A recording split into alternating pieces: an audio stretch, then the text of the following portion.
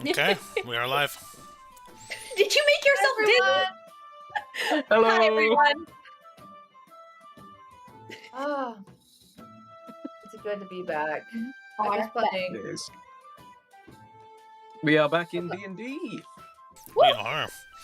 And we're live? What? What is, and it's a Sunday? It's a Sunday. Sunday. Okay, I'm done. No, keep going. Sunday? Alright, so, welcome back, everybody. We, had a bit of a I don't know, roleplay session last time. I think you guys were kind of talking and chatting, and I think you guys ended in Cedar's Cozy Nest, and you guys have a little bit of a plan to go forward, but who wants to do the recap? And then we'll get started. Here's the problem. I was super out of it last session from being tired, and I don't know how much of it I actually remember. I do remember we showed up. Cedar gave Maya a pep talk, like being like, "Hey, things can get better," and Maya's like, "No, I'm depressed," and Cedar was just like, "But things can get better," and Maya was just like, "You were way too optimistic for this. How are you gonna fight an army?" And Cedar said, "I don't know, but things can get better."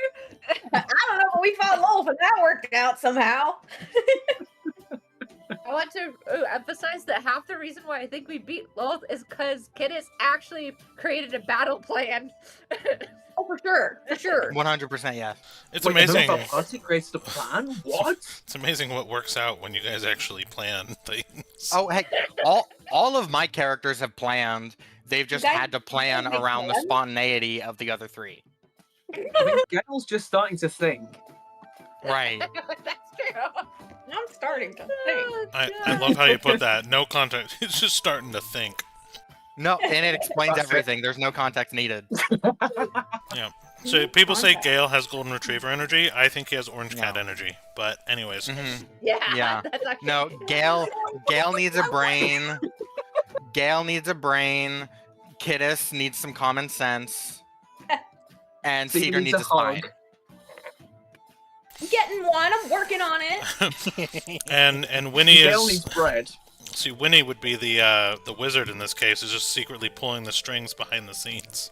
Yep, pretty much. What you need is something less convoluted and something symbolic. All right.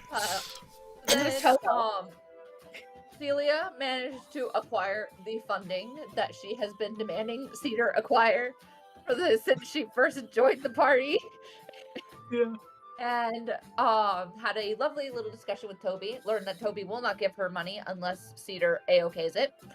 I love Toby. Toby's such a sweet guy.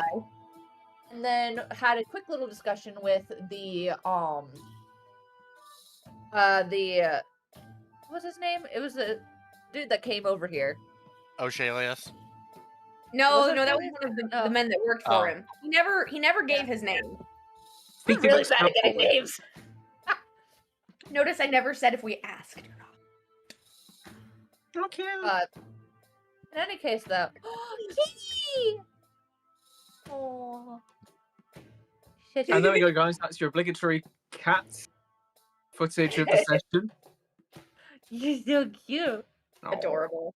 My gosh. Anyway, so then Celia tried to make it so that the Thieves Guild would give regular updates to Cedar. Did not work. They said, "Hey, if she comes back and actually does her job, then we'll check in with her and give her updates." Oh, I'm sorry, just a little bit busy saving the world! That's not your destiny, but it's appreciated. In their defense, Sophie. No, I totally get it from their side. No, I get it. Yeah. Also, Cedar's like, I have so many different things I need to do right now. I'm gonna scream. She has a habit of taking things over and then abandoning them, like an absentee parent. Mm-hmm. Yeah. Much like her adopted child. Yeah. Oh yeah, she abandoned in Shadowfell. She doesn't abandon the kid. The kid, no, bad. No. I mean, Doku has a point. Because No. Cedar could have done what Leah did and decided to stay behind. True. No. Yeah. Yep. Instead, you're like, yeah, I just adopted you, and then 3 sessions later, but you can stay in hell. Oh. No. Well, I've done my part. Now you gotta go to college in hell. This Oh is a my really, really ADHD recap. Oh, yeah. Wow. Oh yeah. Then he what's this? So then Gale left to go be like, hey, let's go check out what this deity's like. And I froze everything. Great. The good And I news got is, ice wings. and the deity did give boons, gave ice wings, and made things slightly better for Gale, despite being a canonically evil aligned deity. It's fine. It'll work out fine. It's fine. It'll Totally. be fine. And during this time, Winnie was just like, I'm gonna go test stuff. Yes. And nearly split myself apart. Mhm. That's a great idea. Both started Always. experimenting with their newfound abilities / loyalties. And it went mostly-ish well. Mostly-ish well. And then Winnie slept outside.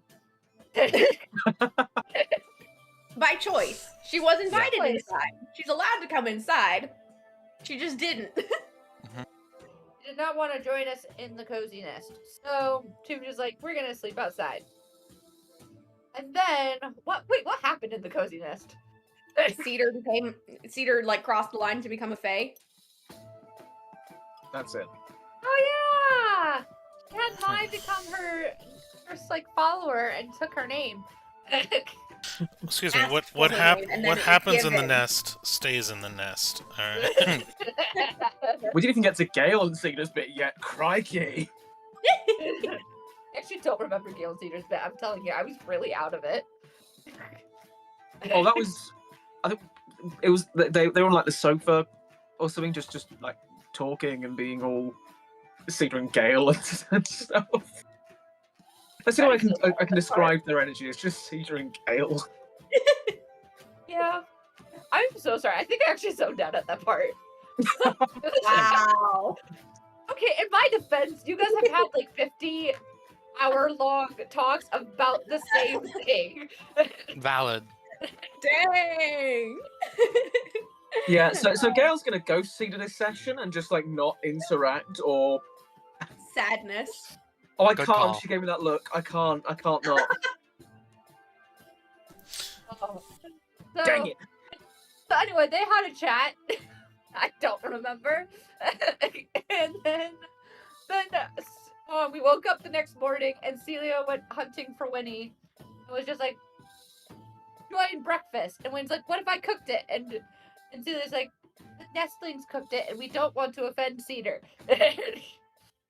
And Winnie's just like, Nestlings made a yeah. nutritious breakfast for you. And so Celia just tried to grab this little amalgamation that kept kind of glitching out back to the nest. I think this is where we left off.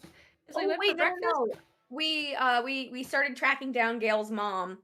Cedar used the Oh, eye, right. but then Gale's mom saw her, and Cedar was like, "Your mom saw me, dude. Your mom saw me. I don't know what that means. Help!"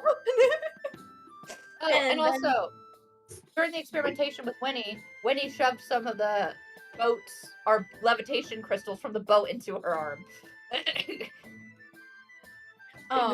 Nearly forgot about that. We got some information on the guy who currently has Gale's mom captured. We're gonna absolutely wreck this guy. The entire party wordlessly decided this man is not living. Or if he is, it's gonna be not good. We're just gonna make his life a whole lot harder. Gale's mom. We have a slight problem with doing that currently. Is that the guy has a good reputation among the people For and now. has done a really good job. Okay, first of all, you're bad at spreading rumors. We're sticking Winnie on that. I know. We're gonna have a bard do bard things. But And then, oh yeah, Winnie got high and started getting on the roof, and both Gale and Cedar were like, get down! Cedar stopped Winnie and is currently dragging Winnie behind her. Oh yeah, because Mai and Winnie are both high. Both I forget high. why. It was because no, hold on. Let me do this in order, real quick, because this one will not make sense out of order.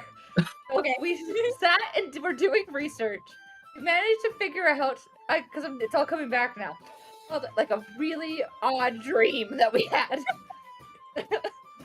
So we sat and did research on this dude, learned he had a really good reputation, but has a really interesting hobbies of collecting people like dolls and dressing them up like dolls, and kind of creepy way of doing things like this. I'm trying to euphemize. He's just a collector. He's a collector of fine arts. What? He's gonna collect his organs. Oh, okay. And so Right. we learned that pretty much everyone that ends up being a doll under him, it's a new name, and they don't remember anything about their past before him. So that's going to be interesting. And we also learned that, what was it? There was a name of a guy that Hemi. Hemi is a slave. I actually wrote that one down. I actually wrote a name down for once. But Temmie is like kind of like a slaver doll person maker. He's the one that supplies it, but there's not really any other information on him. So we don't know where he is. We don't know how he operates. Nothing like that. And Celia chucked the book across the room because we were trying to get information from the curator book, and there's only so much information the curator book had. So that was great. So meanwhile, we then started having breakfast. Mai was being like, I am depresso.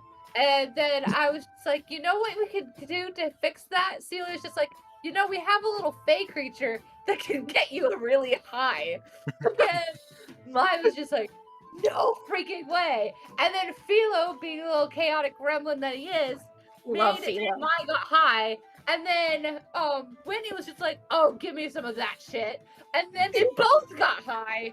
And then Winnie left the room and ended up going up onto the roof. And we had to try to get her down. And now, currently, both Winnie and Maya are on child leashes.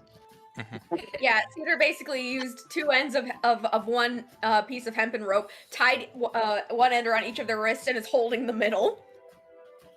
Like, no, come on. So, that is what happened. That is how because I remember how the drugs happened.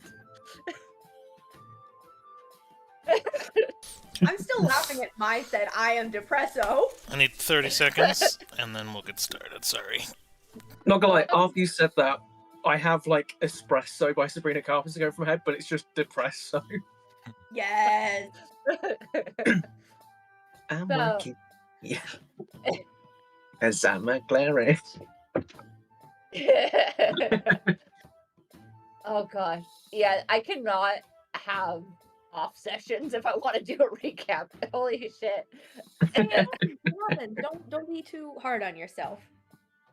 You did great, and we were entertained. That's all that That was matters. amazing. I'm glad because it felt very disjointed. Oh gosh.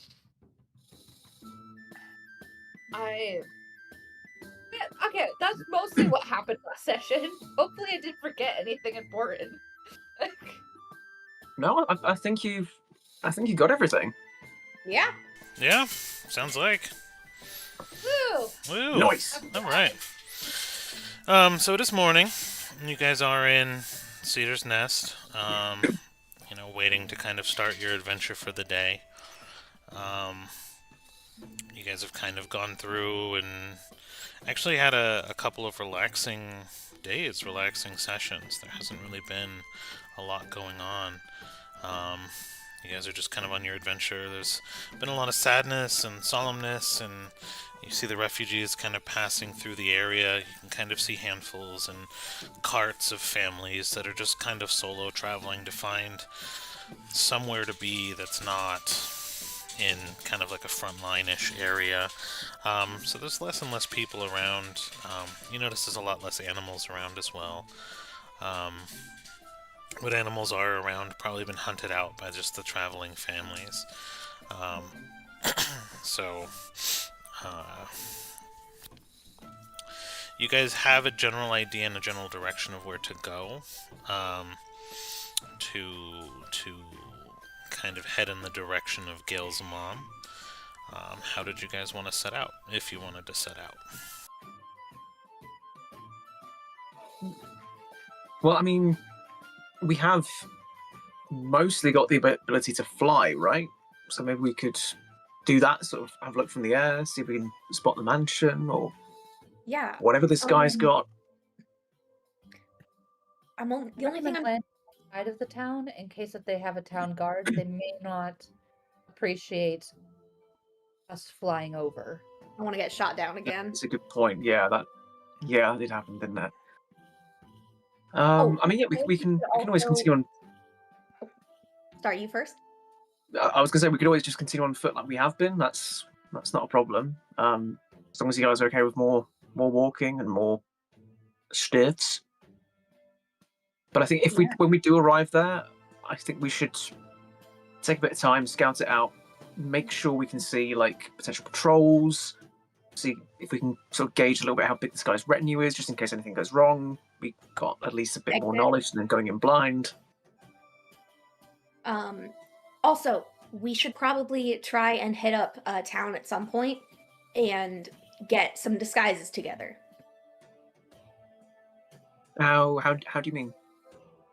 Well, I have a feeling that if this party, and Cedar gestures to herself and then everyone else with all of our interesting... Cedar, what are you talking about? And he spreads his ice wings. I feel like maybe we should, at the very least, look like we're rich, because if we're rich, people will excuse the eccentricities, potentially. Most likely not, but it's a much better chance. Excuse me, but see, these wings are made from the finest ice crystals. Do I not look rich enough already? I definitely see your point. We should definitely invest in something. Yes. And no offense, but especially Winnie. So Winnie's actually gonna try something. Is Winnie still high? Get high again! No, she's gonna... Well, actually, that's a great question. Is she still high? Hi. Halo! Let's just say you're feeling a little hungover, not necessarily high. Okay. Like, I think all the effects have mostly worn down and off on anyone who was affected by this point. Well, so I feel like she would probably, she would just look like she's sitting down while on the other end of the rope from Cedar. And so she sits down cross-legged on the ground. And when she does that, she actually puts her entire left foot inside the warp, inside the rift. And she's gonna try and effectively cast steaming on herself to change how she looks.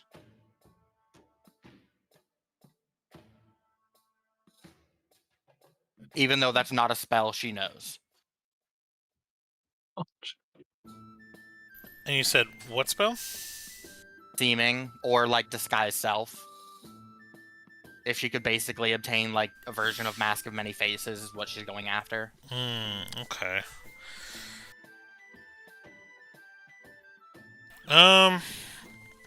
Roll a charisma saving throw. Okay.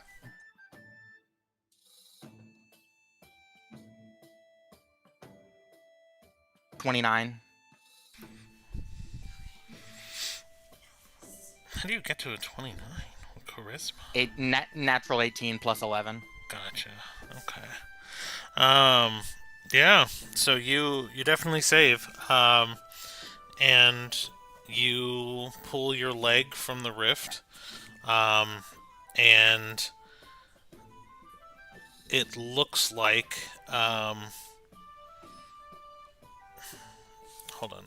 Let's let the dice decide.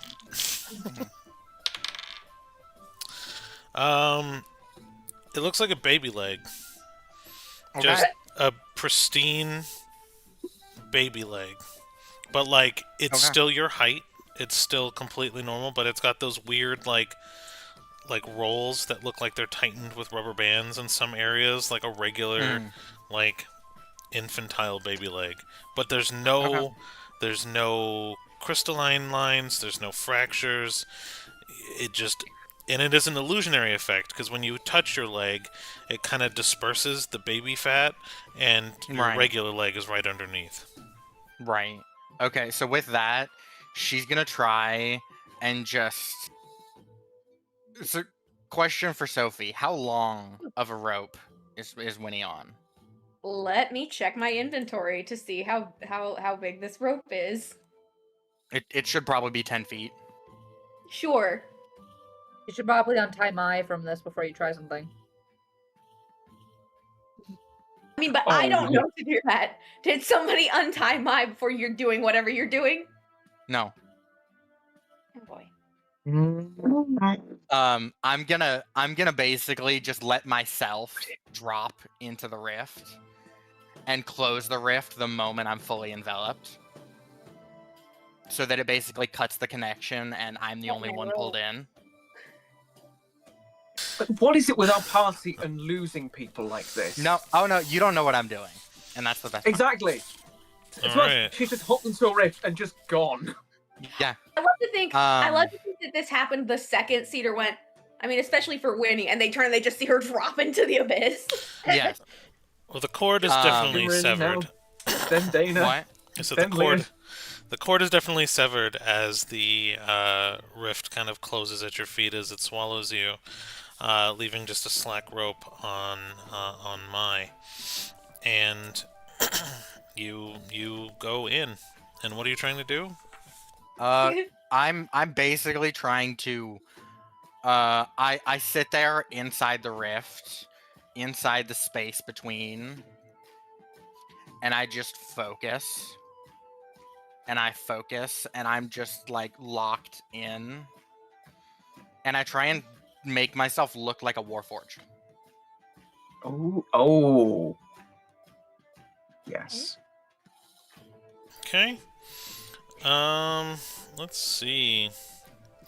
What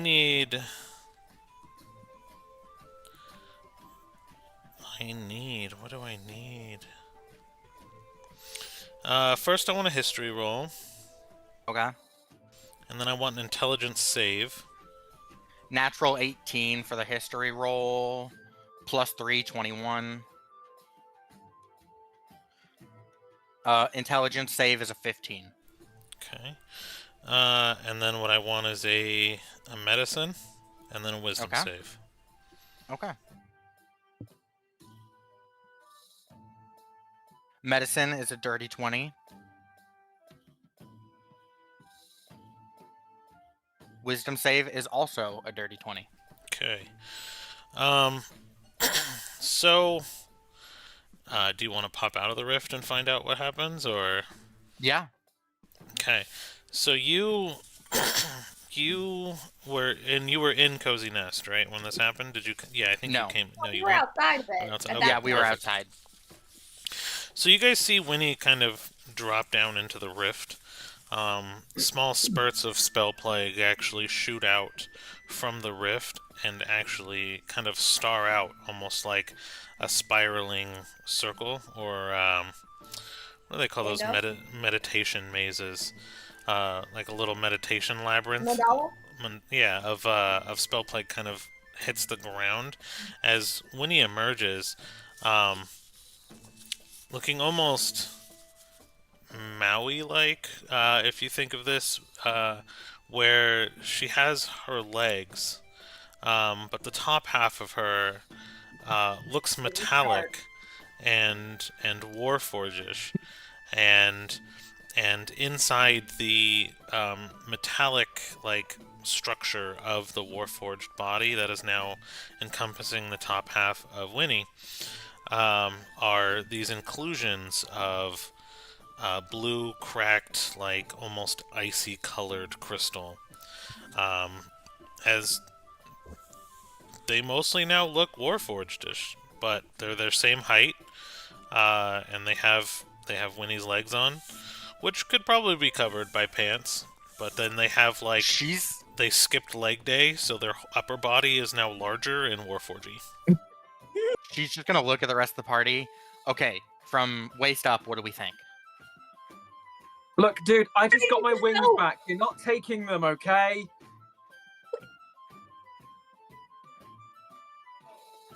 You just dropped into the flipping abyss right in front of us. Yes. Zero. Is that just what we're doing now? Okay. Looks good. Warforged looks good. We'll need to cover the legs, but sure, yeah. And she just, the moment you say we need to cover the legs, she drops and dips her lower half back into the rift. No, stop going in the rift! Wait, that's Winnie? Gale, I mean this is a genuine question. Who did you think it was? I don't know. Like, some random Warforged appears. We've had bad experiences. Why do you think I yelled at it not to take my wings again? Oh, yeah, that makes a lot more sense now. But also, Yeah. get out of the rift! Winnie! Fine, So fine, sorry. fine. I will And she's be like, right back. Okay. she's basically using her upper body strength from the hand of Vecna. She is basically spinning her lower body like a stick in a cotton candy machine, trying to manifest her legs. That is the weirdest sentence I've ever heard on this channel. Give me a con save. Okay. One of the strangest sentences ever spoken by any human being. You're welcome. I didn't say thank you. 23. Okay. And then give me an athletics. Just an athletics roll. 16. Okay. Sorry. 18. Okay. So I forgot I have half proficiency on that. You kind of pull yourself out of the rift, and the legs look exactly like yours, but now they are kind of metallicized, and kind of match your upper body. But what comes out with it is usually Warforged kind of have a core, and there is where your navel kind of is supposed to be, because you were kind of dipping yourself in and out of the rift. You're kind of tempting fate, if you will.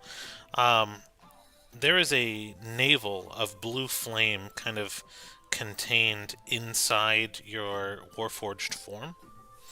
Okay. That was in the ground, that kind of came up with you, and is kind of staying lit within this image. And it is not illusionary. Your form has changed. It is exactly how it is. And where normal Warforged would have kind of like a core, a light, a spark, yours is a blue flame. Okay. And will act as such. Hell yeah. Okay. So you're just watching, just in like confusion slash a little bit of horror, just like what is even happening anymore. I'm pretty sure I can't do that. And if you see yourself in a reflection, you will have to kind of roll. We'll call them sanity checks. Okay. So just keep that in mind. Love it. Okay, so that's Winnie disguising themselves. Well, that's Winnie taken care of. She's an eldritch abomination. We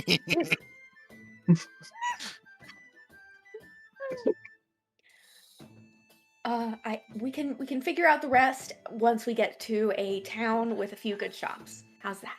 Yes, absolutely. I agree. Well, wait. I have an idea, and it does not involve the rift, I swear. I am not dipping myself in the rift. I said it No, doesn't me neither. involve the rift. I know, I'm just clarifying. I do have this. And she pulls out a disguise kit. Perfect. Okay. That'll be great, thank you. Why wasn't that your first try for you instead of the rift, is my question. Because the rift already fucked me up. What's it gonna do? Fuck me up more? Yes. Yes. Actually. Yeah, what's the big you did deal? not. But Winnie, you're kind of part of our group now. We don't want anyone getting messed up like that. Yeah, and I'm still here, and you shut the fuck up. And she's pointing at someone that's not even there. This is what we're talking about, Winnie. All right, let's just get walking before Yeah, before I any more weird figuratively stuff lose my happens mind, before. or Winnie actually loses her mind. All right. Coin toss on which one comes first. I'd rather nothing comes first. Let's just. Gale just walks in a direction. That's good.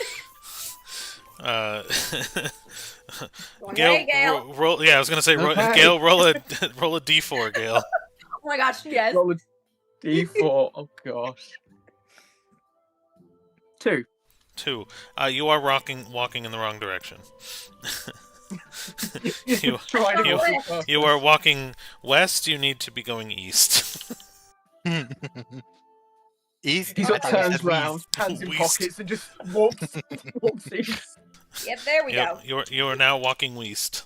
So I'm having a dilemma. My That's cat West Patrick. stolen all of my dice. Okay. Perfect.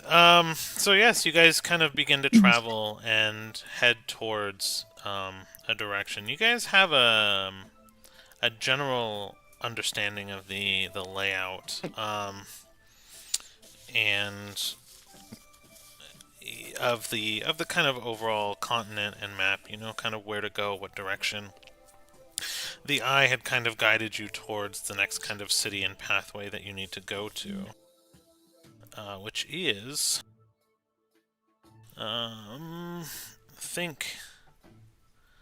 Yeah, Cart Bristol is kind of the territory of where you guys want to go. So it is pretty adjacent to the forest. It's fairly close overall, and it's kind of on the way to the capital. You guys are kind of in this sectioned off area, and I can kind of pull up the map here really quick and kind of point stuff out for you.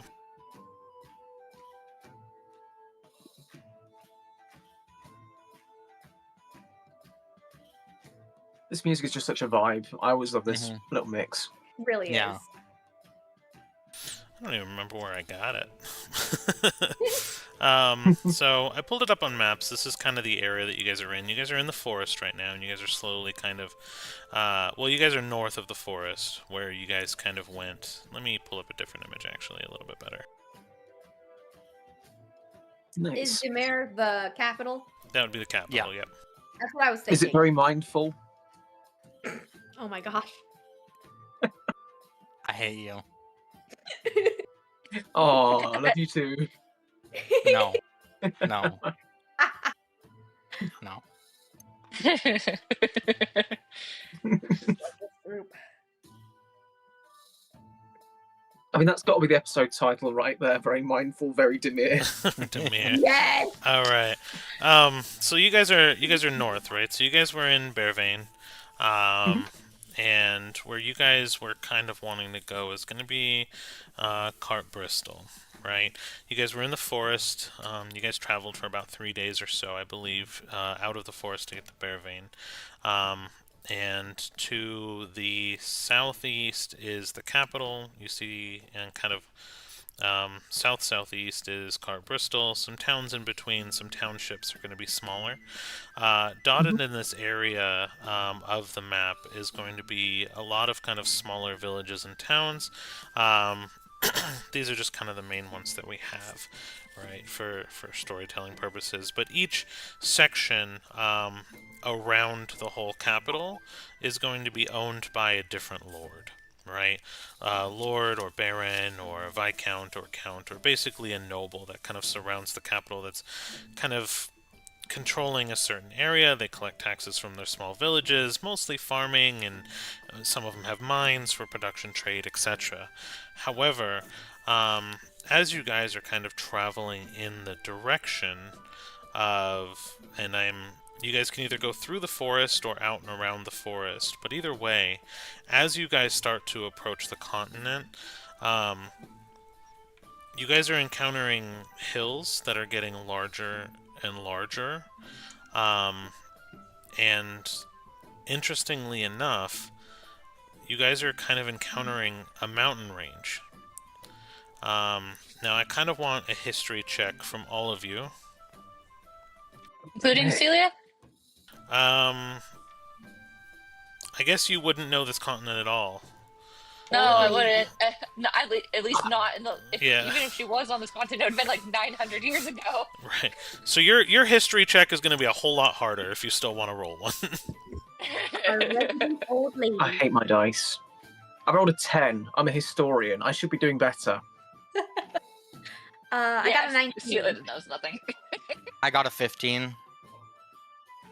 Okay. My check was a little bit lower for this, so it's not too bad. But let's go ahead and go to maps, and we'll see if I can draw it out here a little bit. So, as you guys are kind of traveling towards the location that you guys know of, where Gale's mom is, you guys see these hills, and anyone who rolled a 12 or up, except for Celia, you'd have to roll closer to a 20. Would remember that these hills and mountains should not be here. Oh. This is new, guys. The mountains, that wasn't there before. So It's I like kind being of drawn right in front of our it's eyes. drawn right in front of your eyes. So I drew kind of a black line to represent these mountain ranges, and so you know, in Cedar, you're pretty familiar with this area, right? Bearvane was where your school was. You've done a lot of traveling. And you would know that these mountains are not here originally. They weren't here originally. They are new.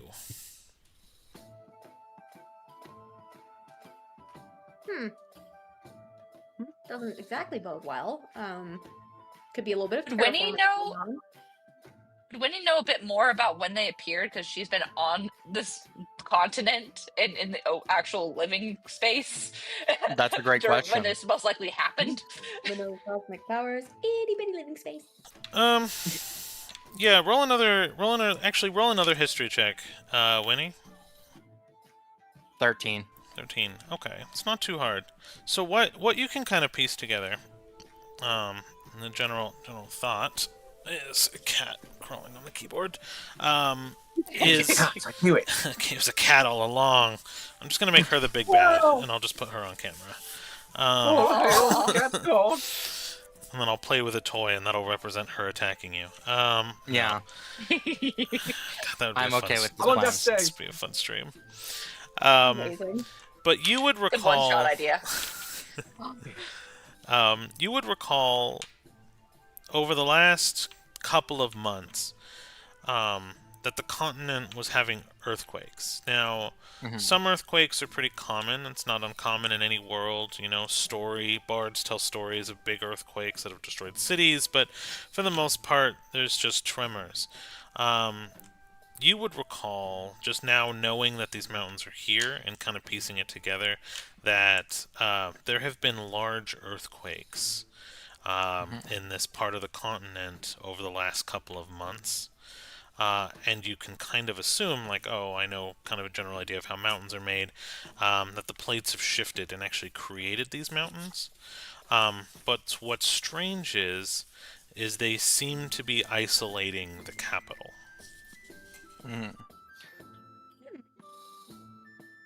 So the question that comes in now is, did the Fae make these? Or did the capital make these? I'm gonna do something stupid, but it's not stupid. Don't. No. This does not involve the rift. No swimming in the rift. No running or swimming in the deep end. Lifeguard not on duty. Like I played. I go up. So how close are we to the mountain range? So as you guys are kind of traveling, it's starting to get very hilly, and they are kind of growing in height as you're walking, and you can kind of make out probably the mountain range in the far off distance, maybe another day's travel or so, but it's kind of visual, you can see it. Okay. Then there's nothing I can do yet. Okay. How would you guys like to proceed? So we're just kind of playing this out like it's probably about 3 days travel to get to the mountains. Did we want to? I mean, it's pretty uneventful, right? You guys can camp, you can do your thing, but most people that are in this area are kind of retreating. And the front line of war, as long as you guys are careful, not to... The only people you really see traveling now are going to be supply lines. Armored or guarded caravans of supply lines that are going to, let's say, the front, right, where a lot of battles are taking place and things like that. Namely in the forest, right? You can see in the distance that a lot of the forest that you guys were just in is kind of on fire. Smoke kind of billows in, and some nights when the wind blows just right, you get the taste of ash from the pine wood that's burning in your mouth just as you travel. I think the only thing that Celia is gonna do is I do actually want to have her talk to the princess and her little madness card. Ooh, yeah, I do want to see that. Oh man, you guys are gonna make me recall some stuff. No, it's okay. So let's, My defense, you said you prepped. You will. True. No, it's okay. The DM will remember that. No. Well, I tried my best not to spring this on him. No. This is me trying to actually be nice. Yeah. Give me one. Let me get 1 second. Let's. No problem. Wow, Like where'd you the press guys, come from? since I've stopped playing Kidis, I've stopped trying to just spring things on Doku to make him have to just like, oh crap. So Figure out how this works. yeah. So okay. So one of our last talks we had was about the court and things. So I had a general idea of what was going on with that. But we can roleplay some princess. What I guess what are you trying to do?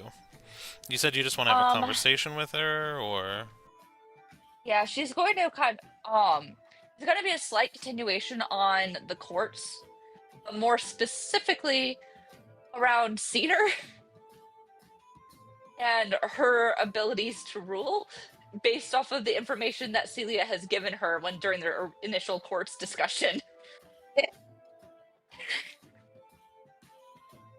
Celia Okay. talk titled, "What do I do with this feathered mess?" okay. So yeah, we'll play that out as you guys are kind of coming up on the third day.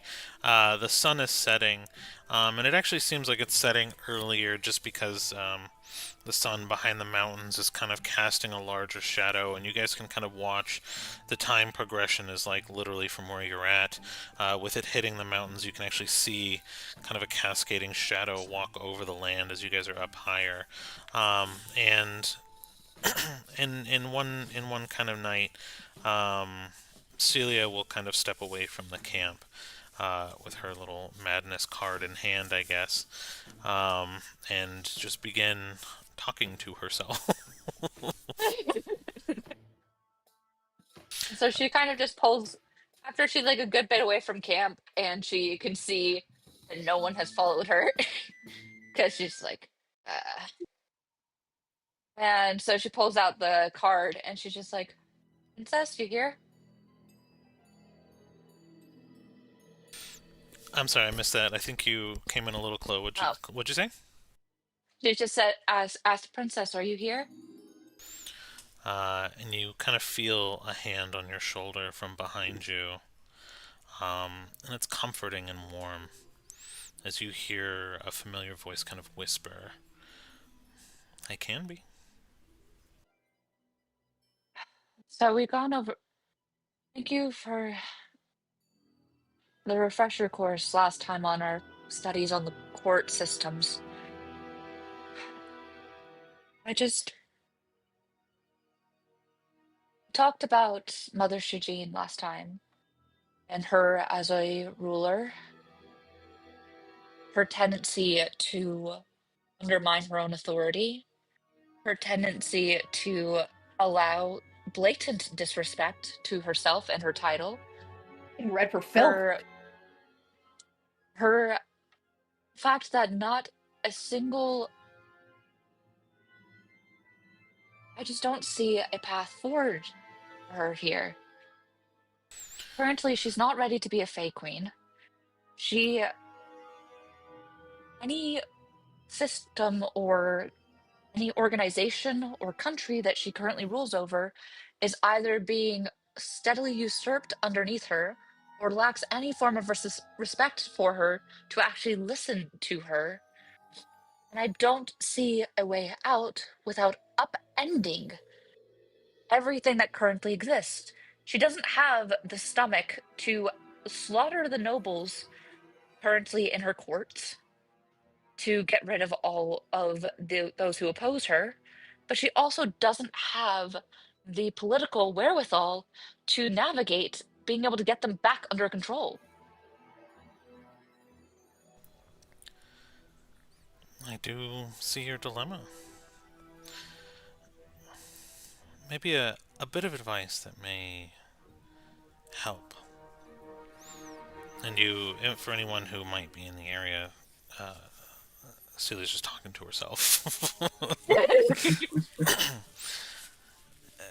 With the Fae, as we all know, each one has a specialty. Each one has their own personality, their own needs, their own wants and desires, and the glorious thing about the Fae is that if you delve into your specialty, you are not useless. Now, Cedar, in all respects of what you need her to be, is very useless for this situation. However, if she specialized in something, that could garner some respect. Now, obviously her specialty is not royalty, or being royal or noble, or respecting others, or respecting herself, clearly, as you described. However, she can be respected in her specialized field. So, get really, really, really into something. Like, have her be able to talk about a topic, and win the respect that way. Otherwise, I fear her mouth may get the better of her, and a creature that would no sooner squash her like the insignificant ant she is in front of a Fae Queen, might actually garner her respect and forgive her rudeness because of how specialized she is. Now, that could be anything, like magic, or trains, but... I just about choked on my drink. Cedar's been chugging Tylenol every time. Cedar needs more Tylenol, that's the joke. The princess is like, let her to talk about her hyperfixations. Yes, and that... Trains is one of them, apparently. That may excuse some of the rudeness that the court may see from her poor excuse for an attitude. You see, being a princess is not easy. You are trained for it your whole life, and she's not been. She ran when she was very young, and for the past 10 years has been focused on survival and not thrival. So she can be forgiven. However, there will come a time and place where things will not want to forgive her. So tread carefully, but don't try to train her. Just let her be her. Just a little more respectful. Especially in front of someone so powerful. I simply just don't. She lacks focus, though.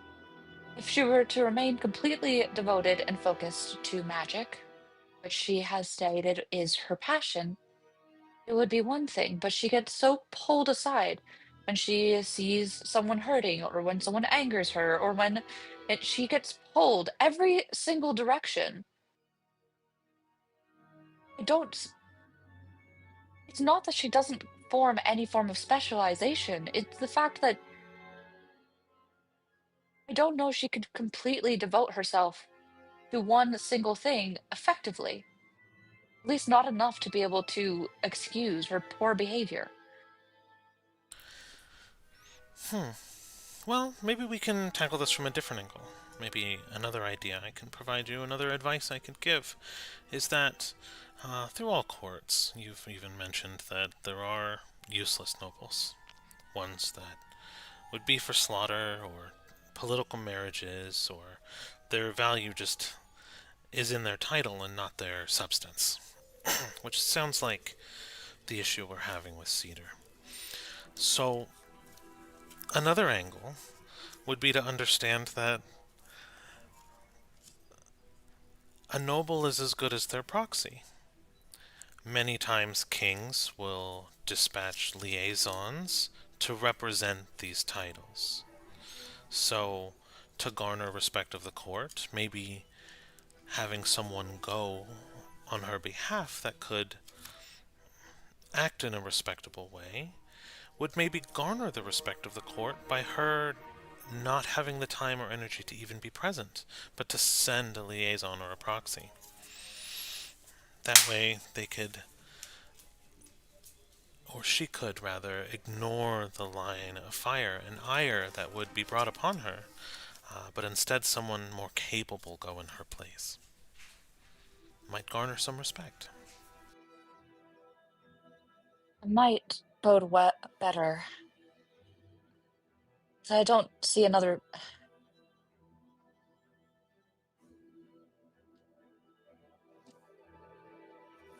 I am so glad that I have decided to descend into madness to hear your voice again. Just keep in mind that I am only uncovering the answers that you yourself already know. I am of your imagination and thought.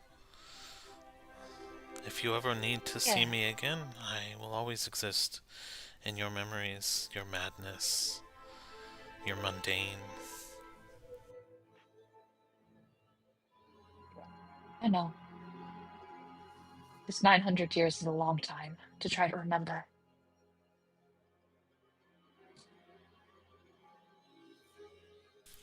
Thank you, Your Highness. Of course. And if you ever seek me out, I would gladly give you any advice that I can give. But I need a wisdom saving throw from you. Yuki. Imagination. 10. Did you just say 10? Yeah?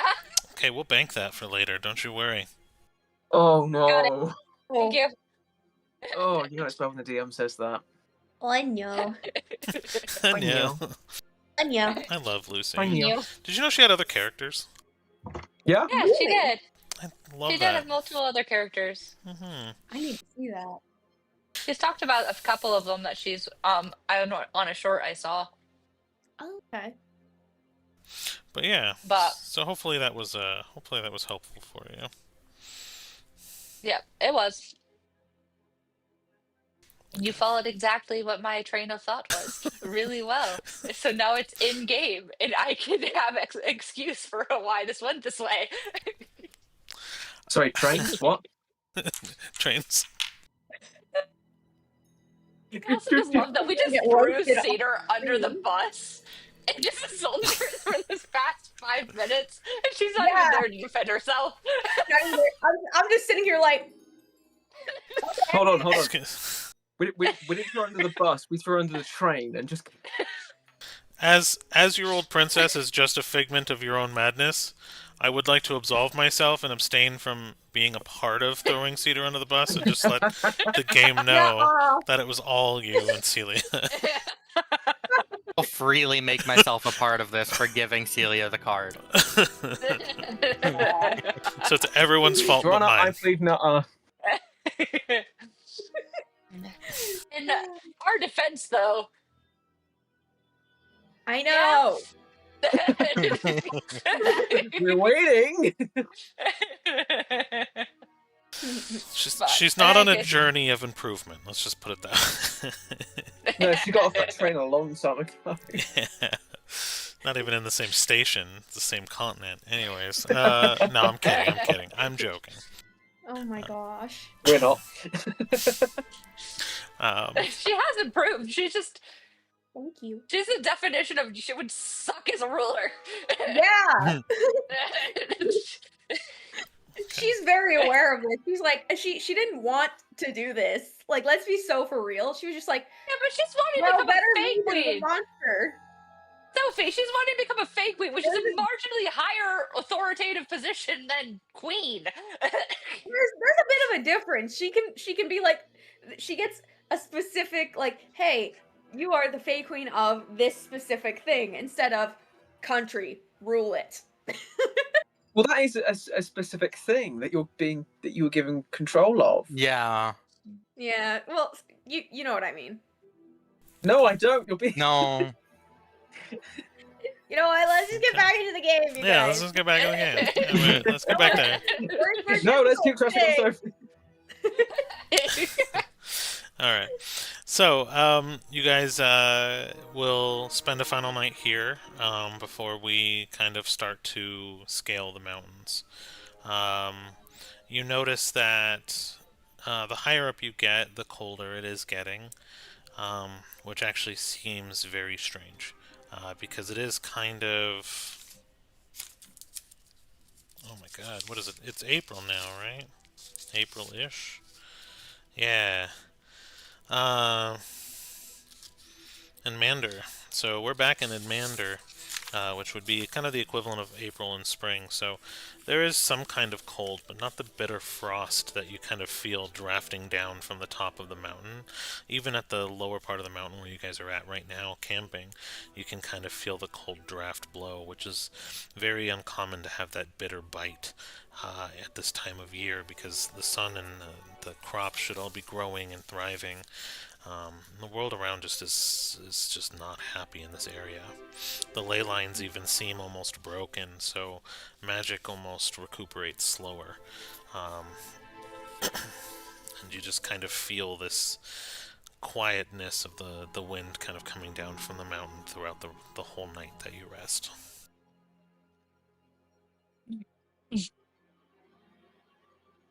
I think at one point, Cedar's probably gonna, for a minute, go and like read the curator book for a bit, because I have a few questions I want to ask it. Okay. I think she's gonna basically delve more into that whole like Mistra thing, because like the whole Mistra being dead was news to her, and like I would say that wasn't common knowledge, especially since from what I remember us doing world building wise, is the Owlin nation basically worships Mistra as one of their like main goddesses. So she's kind of like, why didn't we know this? What happened? Remind me where you found that out again. You found out from... I feel like it was the princess? It was something with Celia's memories. When we found out that Mistra was dead, it was because of Celia. Because Celia did a history check. And no, it was because of Winnie. Because when Winnie jumped in the fire, she came back and said, "Yeah, by the way, you know, Mistra's dead." Yeah. So I don't know how the hell you're worshiping her. Okay. Yep. So, that being said, you will ask, and what you will get from the curator book is a series of people theorizing or having thoughts and kind of writing down. Like academics of the world will have sent letters and things and had this original thought that they had a feeling that in this day and age that Mistra just doesn't exist, or the pool of magic has somehow changed. But most people that have kind of written this into paper, into scroll, have kind of just been dismissed as hearsay and heresy, as crazy old men who have studied magic their whole lives and gone insane, and are no longer really expected or, you know, respected in their community. Just kind of their findings and theologies have all just kind of been dismissed. So everyone in the world who is alive will just think Mystra's alive and worship her as normal. I think after that, I'd like to have Cedar one of the knights kind of go off a little bit by herself. Not like too far. She's still like kind of within sight. So it's not like, oh, she just disappeared out of nowhere. Kind of like tucked back into a bit of a corner at camp. And I want her to kind of really focus on trying to like feel magic in and of its own essence. Like not a particular spell, but like just like kind of akin to when she's trying to make a new spell. Okay. Give me an Arcana and an Investigation. Ooh, Arcana and Investigation. I like those odds. Okay. What dice do I want to use? Yeah, this one. Arcana. That is cocked.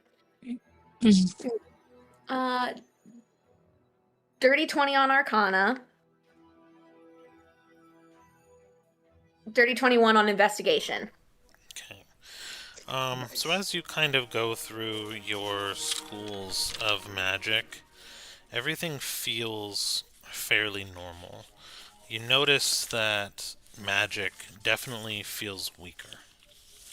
And you can't really determine if the magic is weaker because of the area, the spell plague that is just scattered around the world. Like, you can't really get a sense as to why, but magic in general feels weaker. However, as you kind of go through the schools of magic and you go through your divination, your enchantments, your illusions, your evocations, all sorts of things, everything feels, like I said, just slightly weaker. However, when you start to get through the elementals, you feel for the storms and the skies and the rains and the electricity and the power that the wind gusts and the fire when it burns, and you notice that fire still burns as hot, but not as brightly. It's definitely weaker. And water, as you kind of come to know it, has changed, where it almost takes more water to quench someone's thirst, and more water to do particular things. The streams are no longer cutting into the earth quite as sharply and molding it and changing it, but it is flowing again and normally. So you notice that the water has gotten weaker, but it is coming kind of back. But fire just continues to diminish. And do you want an ascertainment from that? Or do you want to leave that in the mystery? I think what I want her to do is kind of like, as she's feeling like that energy and stuff, she's gonna kind of think of when she got my name, kind of locate where she felt that, like in her own being, like kind of almost in her soul, like where she felt that magic, try and reach out with that to almost like grab a hold of magic in an essence. You know what I mean? She's basically trying to like hold hands with magic in a way, if that makes sense. Make a connection with magic itself, not like as a particular spell or school. Okay. She's experimenting a little right now. Roll a perception and religion. Perception and religion. Gotcha.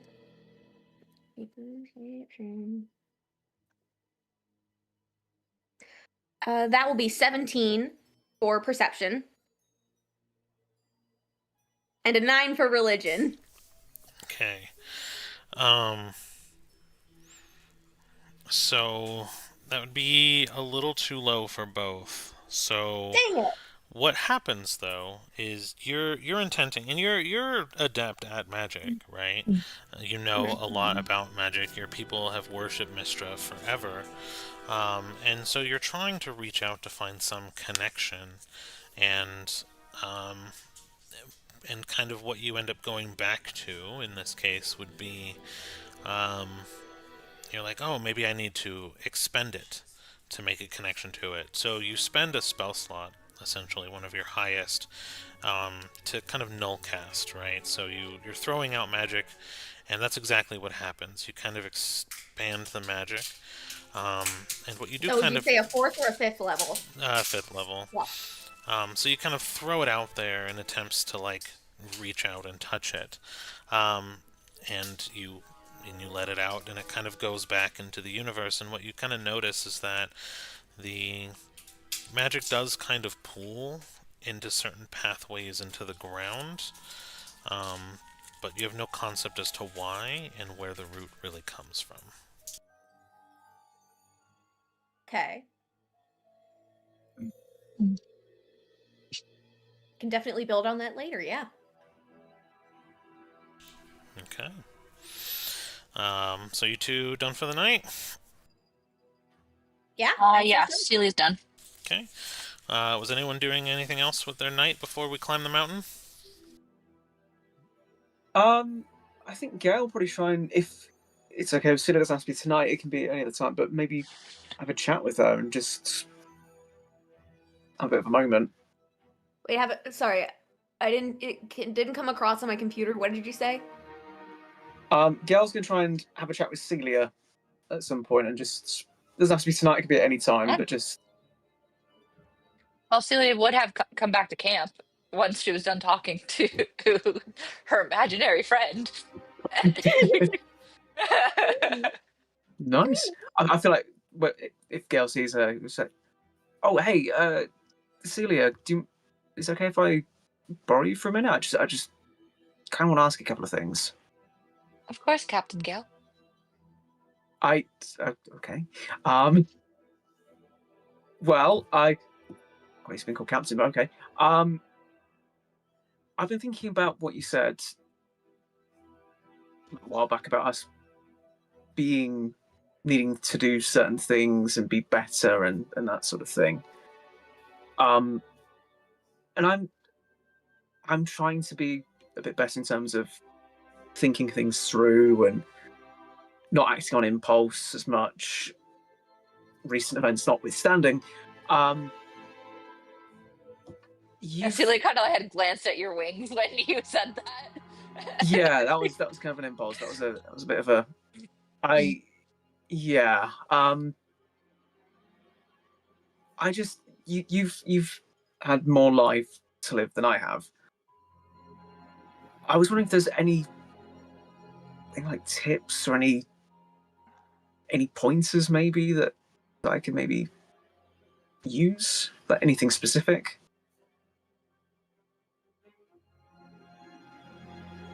Forgive me, but you're going to have to narrow that down. I thought maybe you might be saying that.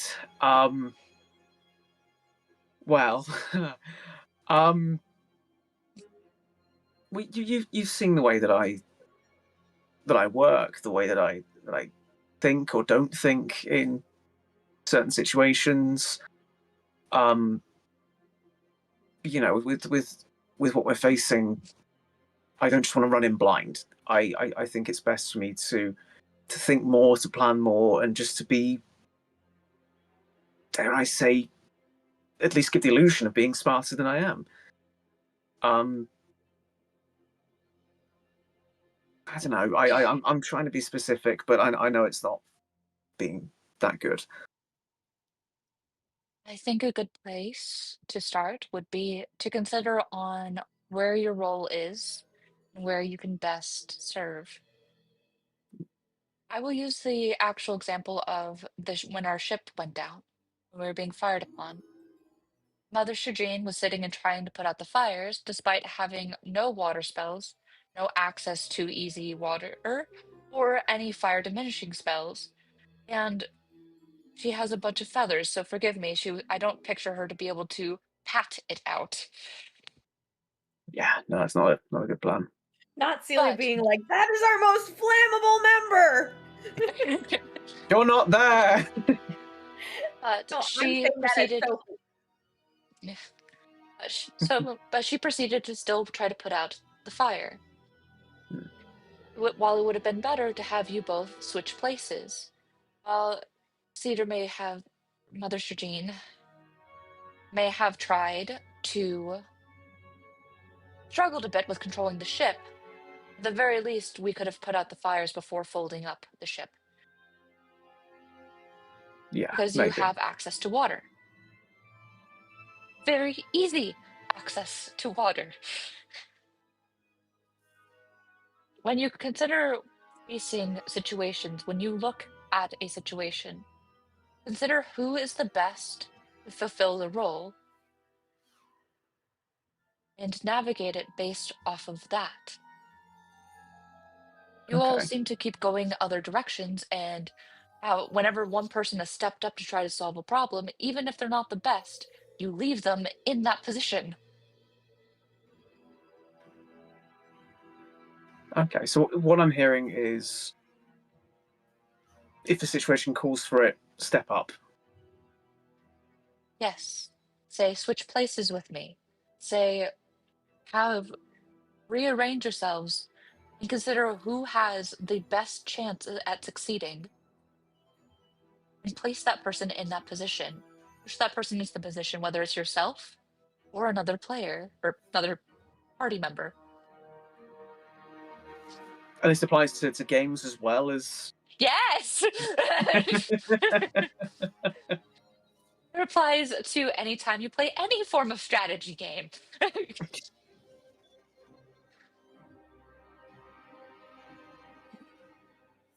Okay, that's so vague. So many references. Okay, that is helpful. I mean, I don't know. I guess in that moment, I just sort of maybe froze up a little bit, but that's something I can take on board for next time, definitely. Mistakes are not wrong. It's only wrong if you don't learn from them. No, definitely. And with everything that's going on, with all these revelations, with everything that we're going into, I am trying to be better. You know, I spent so long running from what I am, who I am, that I have a lot of catching up to do. And if we're going to succeed, I want to be at my best. That's why I really appreciated you calling us out when you did. You know, it was honest, brutally honest, but it was something that we needed to hear.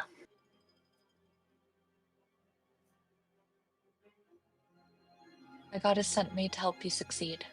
I will do everything in my power to ensure so. Yeah. Still feels weird calling her a goddess. I always remember her as this scary little child. In the best way possible. She certainly has a creative way of looking at the world. Yeah. Yeah, she does. I do miss her a little bit. But... As do I. Yeah.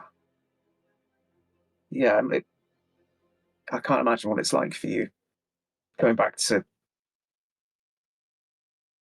this realm and existing as flesh and blood again, as opposed to what you would have been down the Shadowfell. I'm simply grateful that the skills that she gave me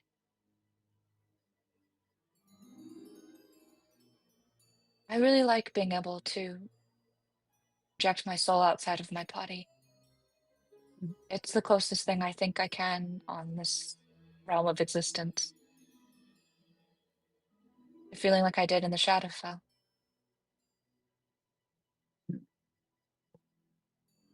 Yeah, it definitely took some getting used to, that feeling, but, well, it's not the worst feeling in the world.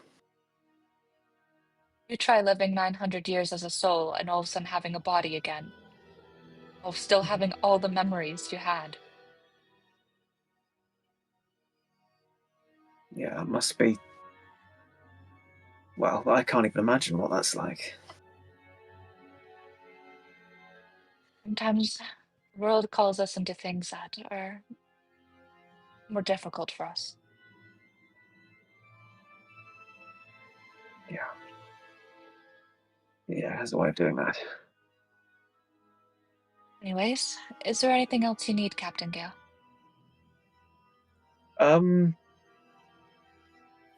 Yes, actually. Just thinking about what we may need to do if we end up going down a certain route. When we get to this guy.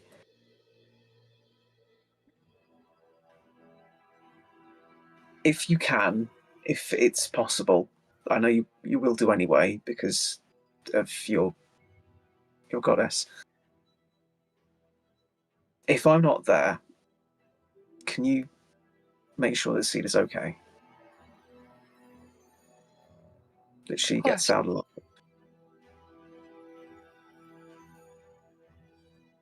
I worry about her suggestion going wrong and things backfiring, and she's been through a lot over the course of her life, and I don't want anything to happen to her. What I do if something happens to her.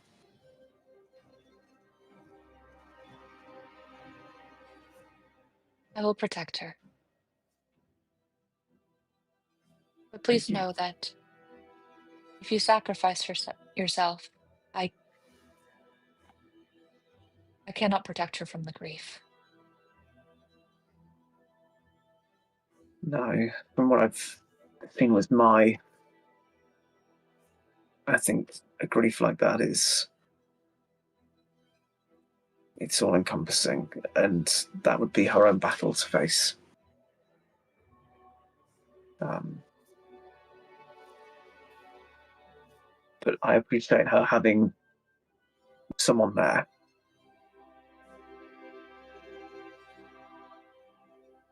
Of course.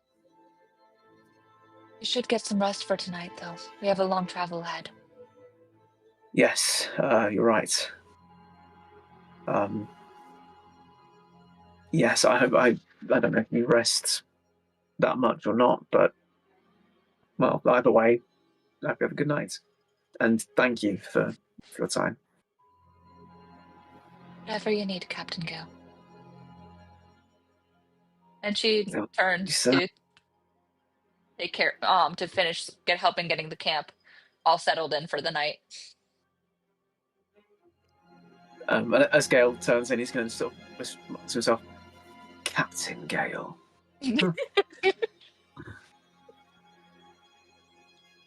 As he sort of nods off, he got a smile on his face because of it. Okay. Does that conclude the evening? I don't know, Rain, you doing anything? Nope. Nope. Okay. Then the sun rises over the morning. Again, the bitter cold kind of still comes down from the mountaintop and kind of stings your face. You almost have to cover it up, which feels unnatural for how sunny it is outside. But you kind of continue forward in the direction that you need to go.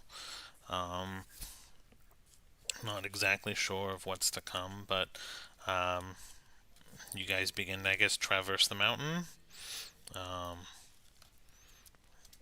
and continue to travel, unless you tell me otherwise. And we will kind of say that almost a full day of hiking up this mountainside. And you begin to actually see what looks to be a structure in the distance. There seems to be a lot of clear picture of what might be going on. But you guys are probably, 12,000 feet off the ground now, 3,000 meters or so. And the atmosphere is getting very, very thin. Everyone who's not Gale seems to be starting to get a little bit more affected by it. What's up? Biology question. Biology question. I'm a Sure. bird. Oh, Mm-hmm. So the lung structure, I should be fine with thin air. Because birds have the extra, like, air sacs and a lot of more, like, the alveolar sacs and all that. Because they're built for thin air. nobody wants your bird facts, Brennan. I will give my bird facts! I'll name 100 birds! Please! Oh. Yeah, so the highest recorded height of an owl, well, for snowy owls, they constantly go to about, 3,000 feet or 1,000 meters above. There's the Great Horned Rocky Owl, which is about, Yeah, okay, so you are less bothered by this. Yeah! Birds! What you are bothered by is that the cold. It is actually like as you breathe, the moisture in your breath turns into ice crystals, and the storms that are kind of brewing above the entire mountaintop are actually eating essentially the mountaintop. So you would actually have to walk into and up a storm if you were to go over the actual peaks of the mountains, right? Which seem to be almost unreachable for a human. Just because of the elevation, you'd be put into a death zone for sure, where you'd have Also, to probably... Celia doesn't breathe. I thought Celia did breathe. Nope. Celia also doesn't breathe? We're just all being No. difficult right now, aren't we? Celia Alright. doesn't, though! She only mimics breathing sometimes if she feels like it makes everyone else uncomfortable. That is true. That is true. Alright. So most of you guys would be alright. Man, I like how this is like the dim vision argument, or like everyone can see in the dark, except for one of y'all. All of y'all can breathe in mountaintops and low atmospheres, except for one of y'all. So... You're right. Okay, I'm sorry for being thematic. Okay. Could you tell I have been waiting for that to come up? Okay, whatever. It's fine. All right, being thematic. Y'all are being difficult. You're right. That is a correct fact, and I apologize for forgetting that you also do not necessarily require oxygen. You ever have to go in the ocean, Celia just sinks down, and Moving on from the undead and weird things. All right. No, I'm just giving you guys trouble. You're absolutely fine. But yes, so you would go into a physical and ecological dead zone for most human beings if you were to traverse the peaks. However, nestled into the mountainside that is coming into clear view is a structure, and every mile or so you see almost the exact same structure you can kind of make out in the distance. So there seems to be dozens, if not hundreds of them, from what you can tell, going around the entire mountain range. You're assuming it's some type of pass, right? Because obviously going up would be dangerous, so going through there has to be a way. So towards the time of sunset, the shadow kind of starts to hit the mountainside again, and the vision of a structure comes into view, which I will pull up now. Unless you guys don't need to see. I'm kidding. I'm joking. We don't have eyes, Doku. What are you saying? Pardon me.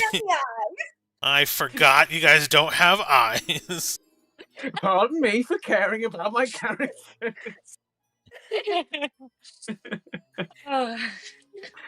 Oh man. Also, I rolled the past 8 days of the bag of mundane items because I like to live. So I You have like to live? whenever you're ready, Doku. Ooh, I like it. It's pretty. Let me bring up my maps. What's happening? Tanned Castle. Celia immediately starts calculating on how hard it would be to siege the mountainside now. Oh my gosh. Because she's just like, it's just like trying to figure out which, if it was the Fae or the capital that caused this mountainside. And she's just like, I don't know whether which created it, but I know which is taking advantage of it now. What, is Celia like the British Empire or something? Jeez. Celia was the lady in waiting to a crown princess that was being trained to rule a kingdom. God. She attended a lot of these classes. You can tell going up over the peaks you would be walking into a storm, which seems to be everlasting. The storm has not gained or waned at all, and just seems to exist at the tops of the mountains, and you can't even see the tops of the mountains through the storm. The structure seems fairly well open, and like it's almost like it's supposed to be shelter. I hope that answers your question. Now, let's see, what was I doing? I had another question. What else was I getting? I got distracted. Mountain. You're welcome. Oh, rolls. Okay, yes, I was pulling up the thing. The numbers that I have so far, well, not so far, what I have for like the past 8 days are 54, 614. We're just gonna go one at a time. Go. Okay. 54. A wax hand shaped to hold a large cup. Cool. 614. Sounds handy.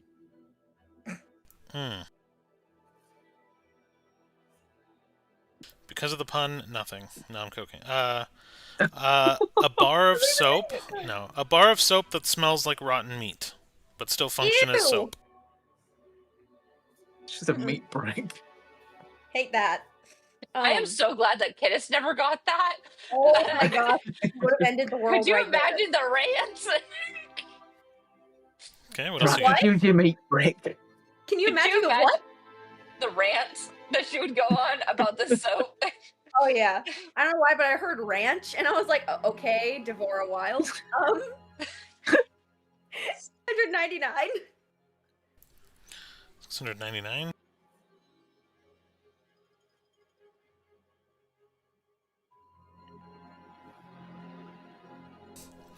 A centuries-old pack of ration that's perfectly preserved. The food inside smells like chicken. 859. 859. Nice. Wait, hang on. Oh no. The eye of a cat, for some reason, it commonly looks around at anything powerful. So it's like a powerful detector. It just looks around for something powerful. Okay. You would have abused the heck out of that. That would have been so useful. Oh yeah. 901.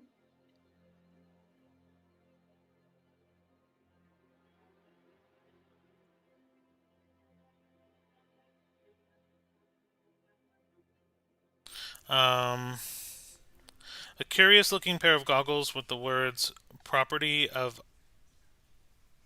flame, don't touch." Oops.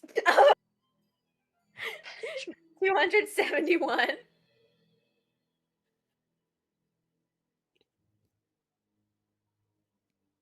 A teacup full of live, non-venomous spiders. Ah! Cedar's gonna say like, what? Nope, not after Lolf. Nope.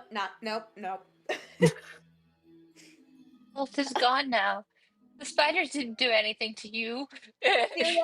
Celia, I got dragged to the Shadowfell in a column of spiders. I don't really like thinking about that day. It wasn't a good day.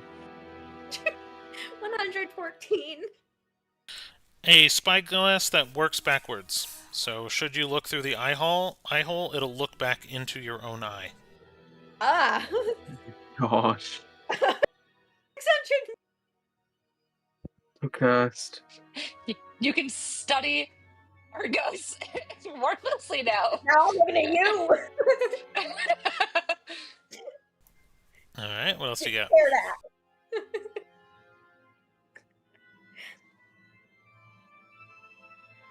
What else? Do you have anything else, Sophie? 603 was the last one. A 1 centimeter long, perfectly functional crossbow. Oh my gosh. Wait. It's Sophie-sized. Hey. Cedar's gonna give the crossbow to the pseudo dragon. It will repeatedly play with it, and doing its little nail to like trigger the crossbow, and it'll fire, and then it'll like click it back and go grab the ammo, and continue to play with it randomly throughout. I love this. This is an amazing choice. Whenever it wants to get your attention, however, you will be getting a small, half a centimeter long toothpick dart into the back of your neck. Oh my god. And that's all my rolls. Would you be able to send me like the list of that, or like? Yeah, You can do that Hang later. on. Yeah, give me 1 second. Thank you so much.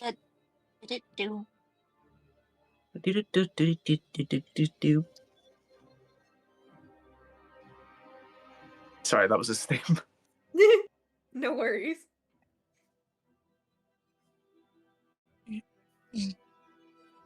There we go. I did my my Good.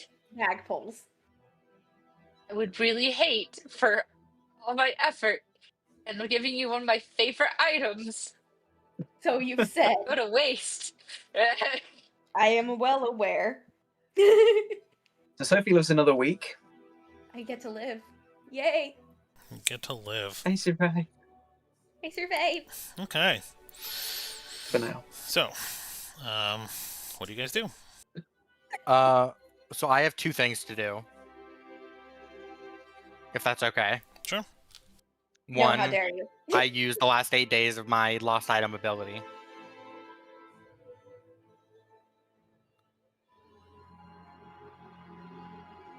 Let me know when you're ready.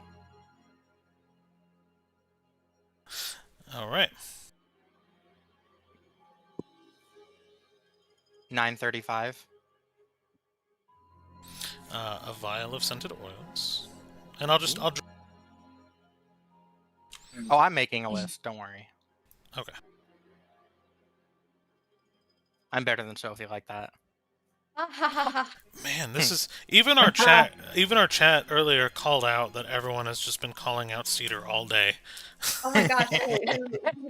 It's what we do. Okay. 8:12.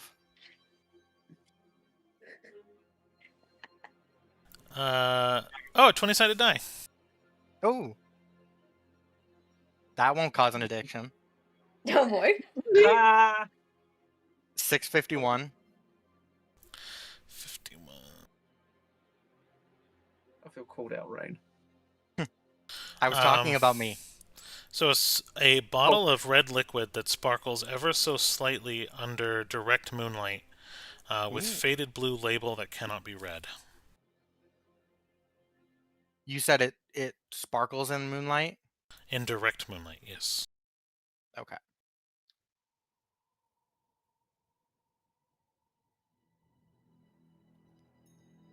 Okay, 594.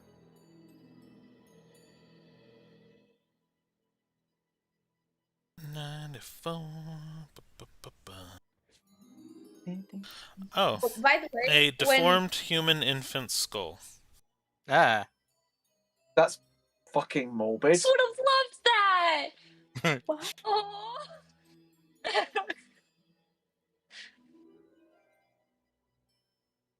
Okay. Well, I would have named it Potato. 488. A chalice with the words "You drink too much" at the bottom of the cup. Bet.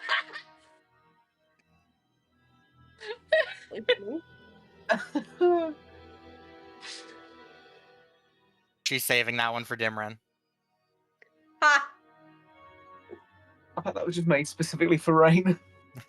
No. Just why I added it to the list. Yeah.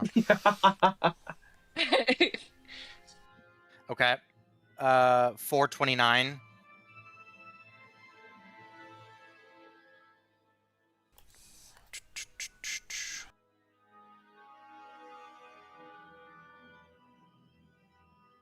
A set of golden leathers that move around when nothing sees them, creating random words. Ooh. By the way, the second Cedar got the soap that smells like rotten meat, like she threw that thing as far as possible. You don't Oh, you did mean you? brick, do ya? Which means it shows up back in the bag, but okay.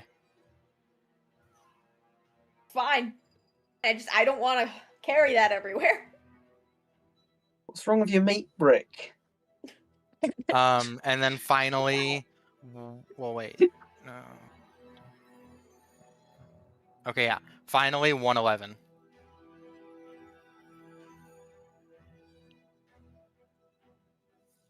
Ooh.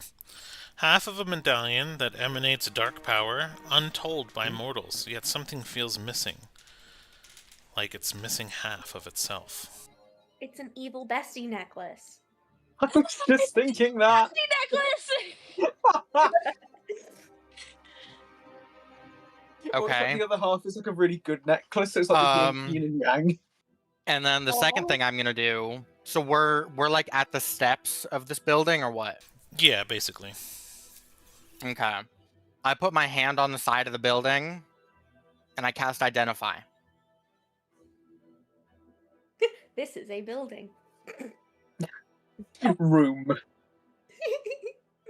Well, no, because part of Identify's casting states, let's see here. You learn whether any spells are affecting the item and what they are. If the item was created by a spell, you learn which spell created it. Nice. See, I've got a feeling that Doku's just gonna say, "Yeah, you put Angela on a brick. It's a brick." But what created the brick? Mud. Brick stuff. You get a school.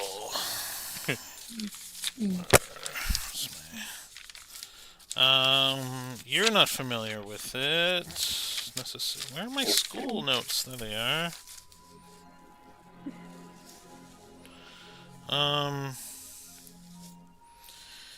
You cast Identify, and you realize immediately that this was created magically through evocation magic. It was created from something's memory, and so you can kind of ascertain from that that every single one of these is going to be exactly the same. There is a ton of magic in there, but a lot of it feels...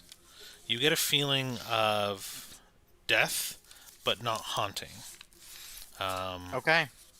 But it's not like fresh things are dying. This feels like something's been dead for a long time in there. And what else? Spells affecting them. There are currently no spells affecting it, but it was created using magic. Evocation for you, if you guys don't remember, was the one that the Fays used to create things from memory. So this was created by a memory of something, and you get the feeling that they're all exactly the same. And I'm parroting all of this off the moment I learn it. Ah. I'm still Interesting. stuck on the fresh things are dying. Like If that. you instead touch a creature spells. Okay, so there are ward spells in here. So you do get the assumption as well from Identify that this is an area that may be trapped. Okay. With that, I have another question. Okay. Is the door in front of me closed or is it open? No, it's just open. But it's just when I look open. into the hallway, do I see any traps with my 120 feet of true sight?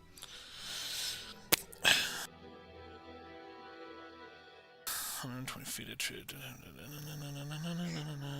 Which lets me see through illusions.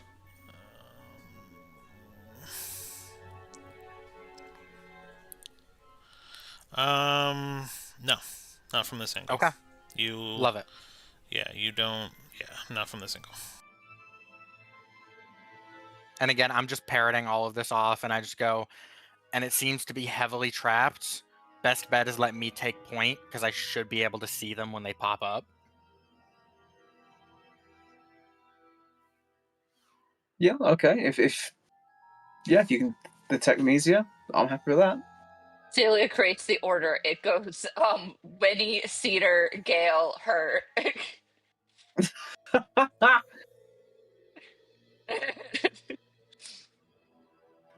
Why am I just seeing like Celia And just like I mean, and of course that's if we even decide to go in at all.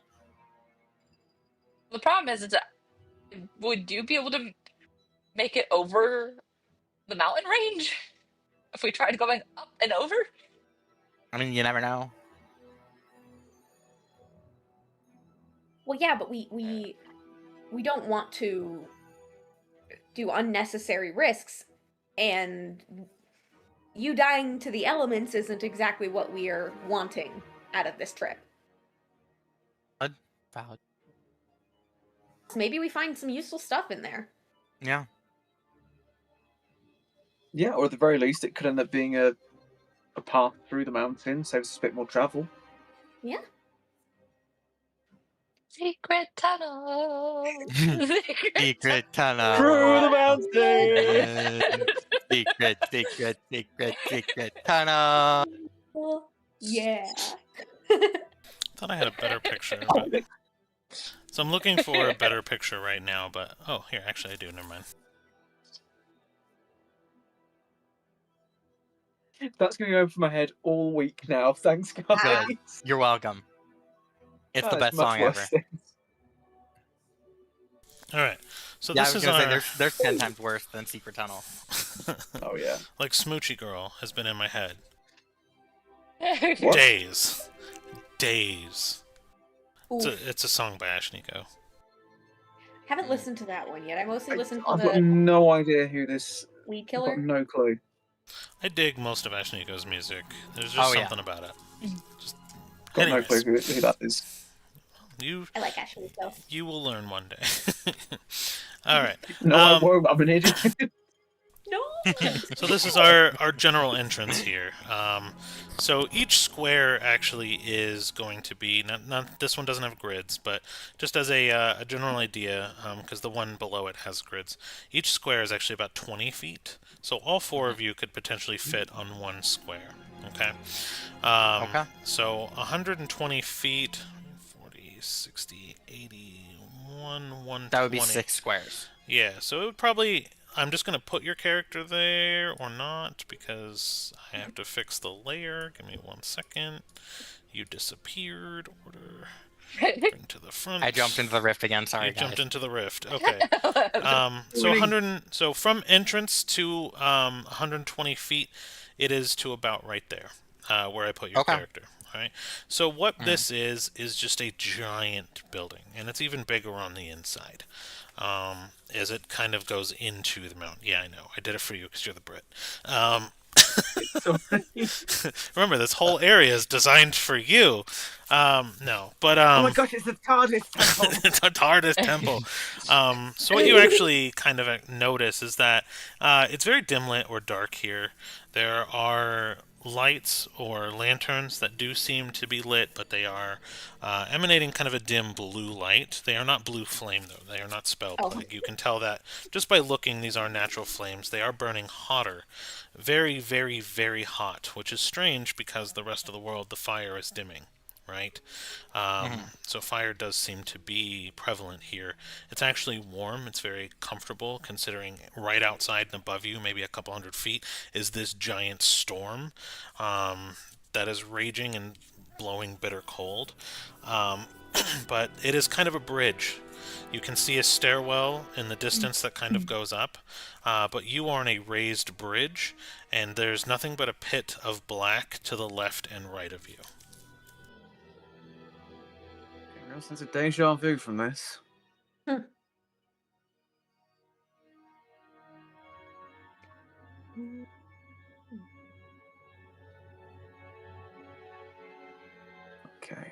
What do we think? Do we want to cross this bridge? Or do we want to go back where we came?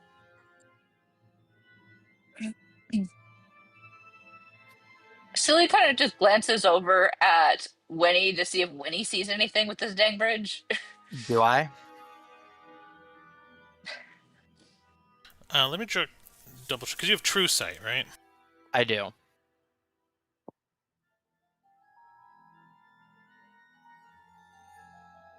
Usually within 30 to 20 from around, could you see through illusions, visibility, and magical darkness, normal / magical darkness, and shapeshifters disguise as if they were plane. Okay, so what you can see, what no one else really can, is off the edges.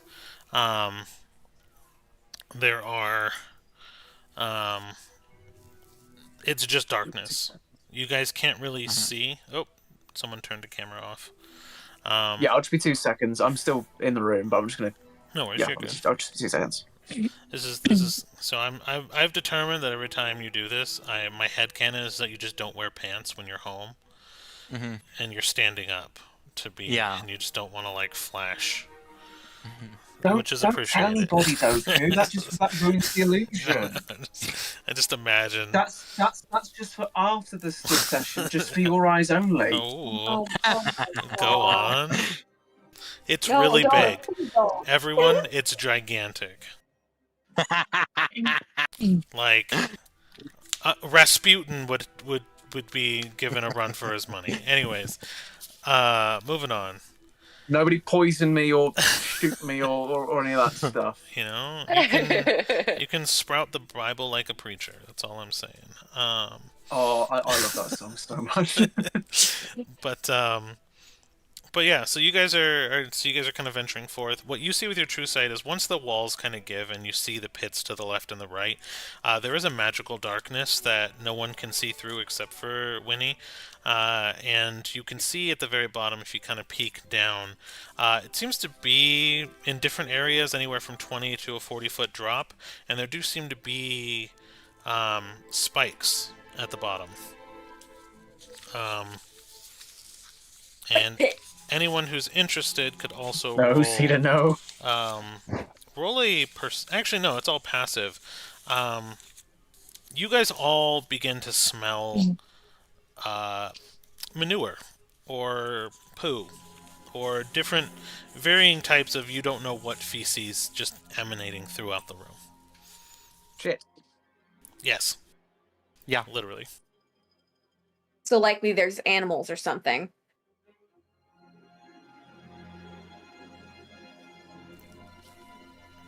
Okay. If someone looks up, will there be like bats hanging from the ceiling or something? There are.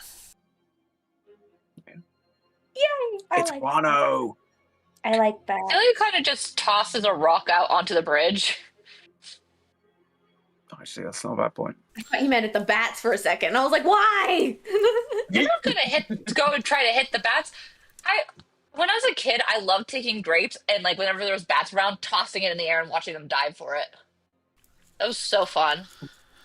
That does sound fun. Yeah. I like that. They're just hanging out. The sound of the rock hitting the path farther on echoes through the cavern, and actually will then scare the bats, and they probably about a few hundred of them will start to mob and fly over your head. Some of them like smacking you in the face as they go by, and you like kind of dodge them. But like hundreds of bats, because of the echoing sound that was just created from the rock hitting the path ahead, will startle them, and they'll all kind of dart out into the outside world. And then immediately they begin to fall to the ground because it's freezing outside, and they go to sleep. Can I go pick the bats up and bring them back inside? Cedar now proceeds to spend the next 4 hours picking up hundreds of bats and bringing them inside to be warm. I don't want them to die, okay? They're gonna freeze and get hypothermia! And in that 4 hours that Cedar does this, what are you guys doing? While Cedar does that... Actually, sorry, did y'all have something y'all wanted to do? No, I'm picking up bats. I meant the other two. I know you're preoccupied. Gale will lend a hand and help with the bats. Yay! In which case, then Celia will stick with Winnie and trying to figure out the bridge. So Winnie's gonna go over to Celia and go, so I have an idea, and up front, it makes perfect sense, no flaws. Then you dig deeper and realize nothing makes sense anymore, and realize it doesn't technically make perfect sense. And that is the fact that I no longer touch the ground. So technically, I should be able to cross the bridge, no issue. Very well. You can use you as But a test subject. Just in case it doesn't work, she ties a rope around her waist and hands you the other end. Is there a rock that I can use also as leverage? Because I don't actually have a high strength stat.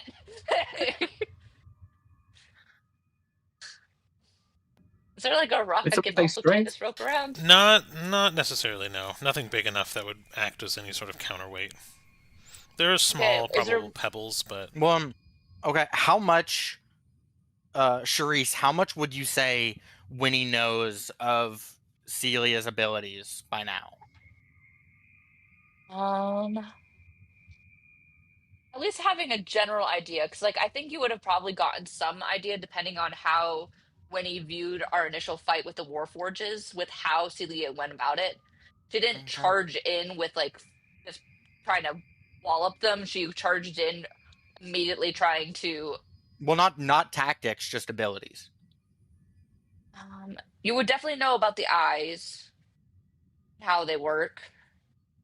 You would probably, like, it based off, depending on your knowledge of a monks, would have some idea with it, and you would have knowledge of her astral projection. She's gonna go. At least being able to project her voice in that.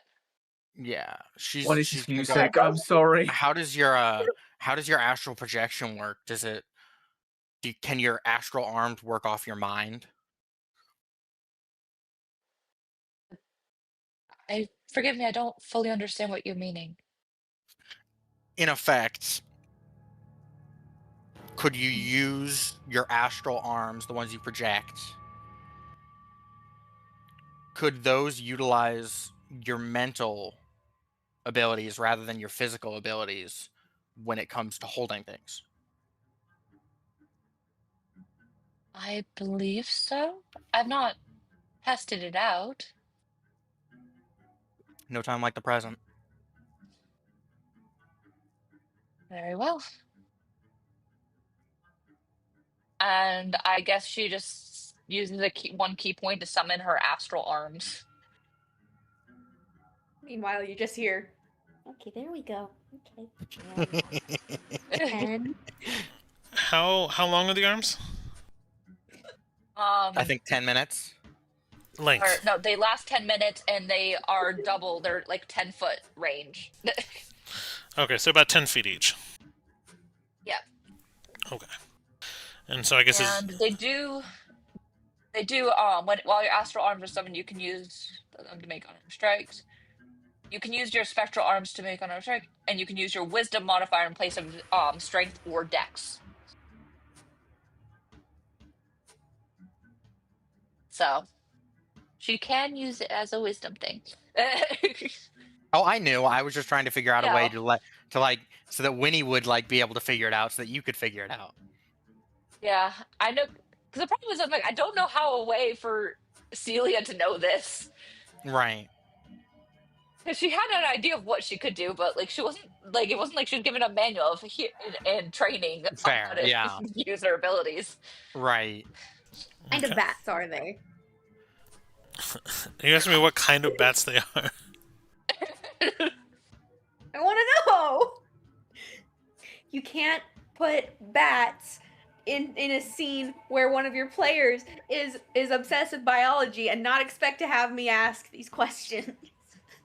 Yeah, that's entirely on you, Doku. Exactly.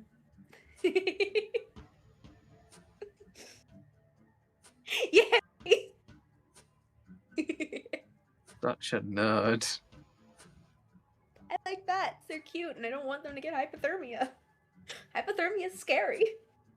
Yeah. Just going to sleep. If they go to sleep in the snow, they're not gonna wake up again. Not a bad death. Yeah. But they're gonna be cold. They don't even have a little blanket or a little mitten. I know of the bat that I'm trying to. I'm just trying to. It's an endangered bat, and I can't remember what they're called. Well, see, now I gotta save them, especially now. I should stress we are not making the bats gloves or sweaters. Okay, it's a Jamaican flower bat. No. Oh, I'm gonna look that up because I'm gonna see what they look like. So, Sophie, Jamaican and warm. Oh my gosh. Yeah, they're Oh, they got little long noses. yeah, they're Jamaican flower bats. That's what you're saving right now. I love them so much. And So the other how many flower bats are we making? Okay, so what is Winnie and Celia doing? After Celia has a firm grip of the other end of the rope with her astral arms, Winnie's just gonna try and float across the bridge. Okay, how far do you go? She's gonna start with like 10, 15 feet. Okay, nothing happens. Okay. She'll keep going. Okay. At about the 60-foot mark, you hear something. The ground beneath your feet begins to rumble so strongly that the rocks actually begin to kind of shake in place and start to slowly bounce off towards the edge.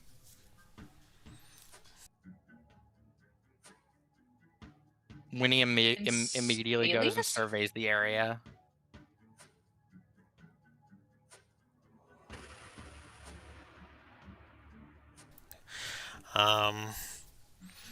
So you begin to look around, and where is the music? There's gonna be a Tarask, isn't there? Mm-hmm. Or a bullet. Two giant boulders, about 20 feet in size each, from essentially floor to ceiling, begin rolling towards you at full speed. Okay.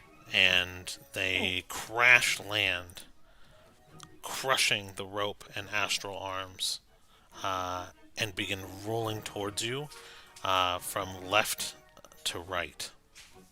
Okay. Let's see, because I do have a plan for this. I do need to check over the spell list.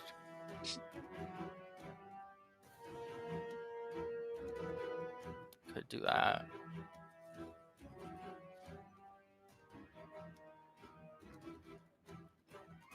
All right.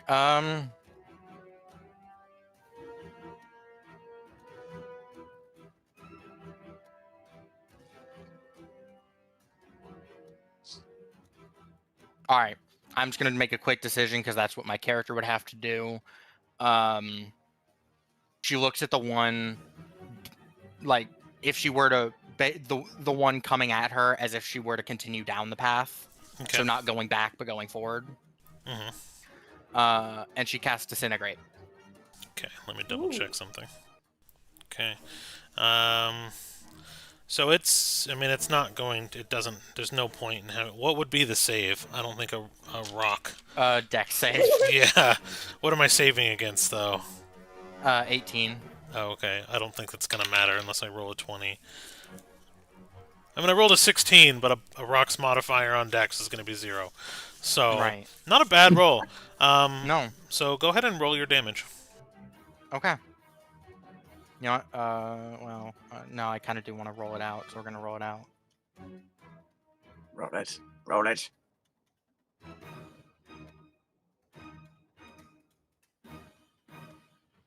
Dun, dun.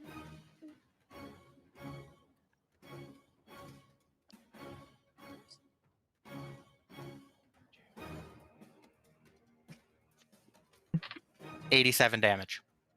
Nice.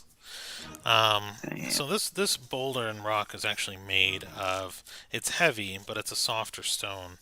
And what ends up happening is these silver tendrils kind of come out of your fingertip as you just kind of point at them to kind of disintegrate, and they make impact with the rock, and the rock chunks away and hits, and takes a large chunk out of the boulder, but it still remains in one piece. Roll for me. Roll for me in acrobatics. No. Yeah, an acrobatics and then a dex saving throw. Can I argue for athletics instead? No. You're not stronger than a boulder. Well, but I mean, like, not like if it was like athletic or acrobatics to get out of the way, why not athletics to get out of the way? All right. Is my point. Like, I'm not trying to fight the boulder, I'm just trying to get out of the way. You're staying on the ground. You're not going through the air necessarily, so I'll allow it. That's fine.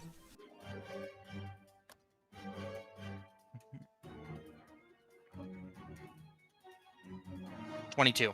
22. Okay. Now I need the dex save. Okay. How many dex saves? Just one. Okay. 18. Okay. So you fire off a disintegrate spell, and it chunks away a very large chunk of the rock, but it's still rolling at you. And in a split-second decision, you decide to jump into the path of the boulder, where this chunk that you just made is, and you perfectly hide in the chunk of the boulder that you just took away as it rolls That's what I was going for. over your head. It does smack the top of your head and kind of knock the wind out of you for just a brief moment, but you mostly escape scot-free. Okay. Roll a perception.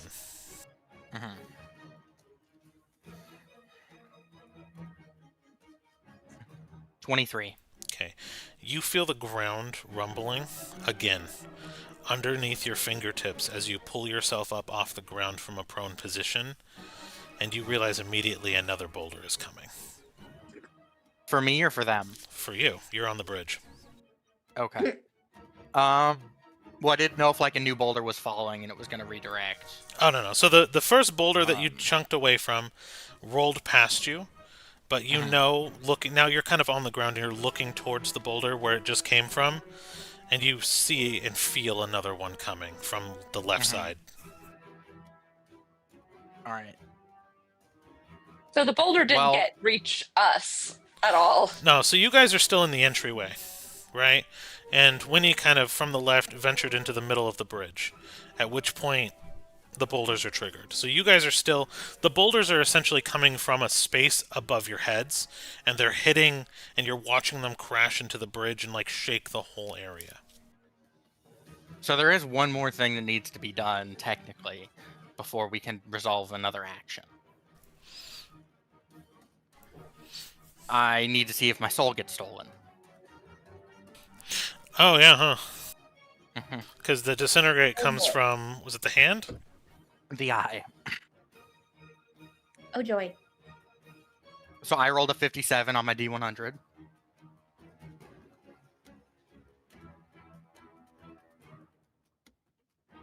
Now, what do I have to... You had made it 5 D100s to try and meet my number, I believe.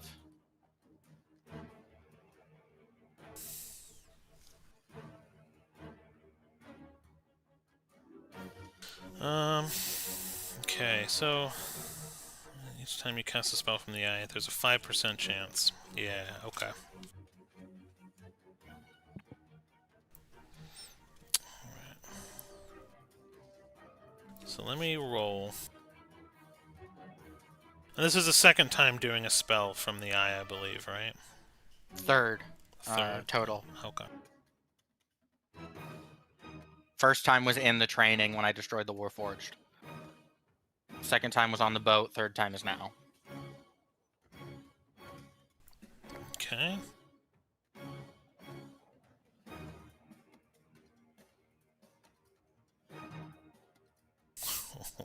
Okay. That was one off. Hang on. Damn. Okay, you're safe with that roll. Safe with that roll. Okay. You are safe right now. Okay. So I just rolled 3 D100s. And I was 1%. Well, I rolled a percentage dice. I was 1% away on my first roll from stealing your soul. So okay, you have narrowly Not avoided. again. That's no bueno. Well then, I mean, I don't really want to test my luck with another disintegrate. Come here now. Here, buddy. So in a quick moment, she's gonna do the actually, I'm gonna do that. That's very smart. And this comes from the hand, so it won't cause that. I cast slow on the other boulder.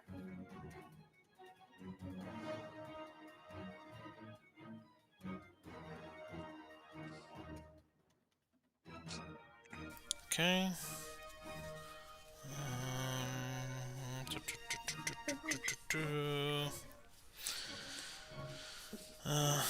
You alter the time around up to 6 creatures of your choice. Yeah, okay. Each target must succeed on a wisdom save. Oh, wow. Smartest rock ever. Let's go. Yeah. Does it even... I mean, it counts, because it's... I mean, it's not... It's just funny, because it doesn't even have a brain, so there's no wisdom. Right. Oh, it's no. like Gale. There's... yeah, exactly. Hey. Interesting. On an 11 or higher, the spell doesn't take effect until the creature's next turn. So, in this moment, it feels like the spell has succeeded. However, it is still rolling full speed for a moment. Okay. Then she is going to... How far am I from the boulder? So you are probably about a... So it just kind of crash landed down. What are we saying? 20, 40, 60, 81, 120. So, yeah, it's about 240 across the bridge, and you're right in the middle of the bridge. So it's 120 to the end, or 120 to the boulder that just crashed down at the front of the bridge. Okay. She's gonna bum rush towards the other side and just try and not beat the boulder, but beat the activation of the magic and basically get slow to kick in before the boulder reaches her. Okay. So what I want is this give me one more athletics. Okay. Let's see if you dash out the other side. Okay. That is a 10, which is not great, but my athletics is a +7, so 17. Okay. So you make a mad dash towards the other end of the bridge, and you are huffing and you are puffing, and the adrenaline is running as this boulder gets 3/4 of the way. You're at kind of near the edge of the bridge. It gets about 3/4 of the way. It's almost on you as the slow spell kicks in. And it lurches over right at the end of the bridge. Catches the back of your foot ever so slightly. Just hits you in the Achilles. Just the very tip before the boulder diverts off into a hole on either side of the wall. And you will actually only take 1 damage from that, as you are safely aside the other bridge. Your shoe seems fairly mangled, though. The skin underneath the Love it. shoe, scot-free almost. I don't wear shoes, so All we're right, perfect. you took off it took off like 2 or 3 layers of skin. It felt like a Fine. little paper cut, but it's bleeding a little bit, but you made Love it it. across the bridge. Love it. And then she looks back over and she yells over to Celia. So I don't know if that happens again, but assuming it doesn't, we're safe. So as the boulders get slowed, one goes off to the left, the other one goes off to the right side of the staircase, and the rumbling stops and everything seems to go silent. Great. We Just stop the rumbling. she kind of turns to see on how far Cedar and Gale are in their gathering of the No, don't take bats. the fight. They're done. They're done. Okay. Now, what'd you do with that dice? Did Celia gain any understanding of how this trap works? Because I'm like, based off of my personal understanding, about halfway in, boulders charge at you. That's about what happened. Keep in mind that the ground was not touched the entire time. That's what I was about to ask. Nope, it wasn't because Winnie floats. Mm-hmm. But you also said that the boulder followed the direct path of the bridge, right? Yeah, it's just from left to right. It rolled. So it from above you, it kind of crashes down onto the bridge and rolls. Think of it like Indiana Jones. And then right as you get to the staircase, it'll divert to the other side.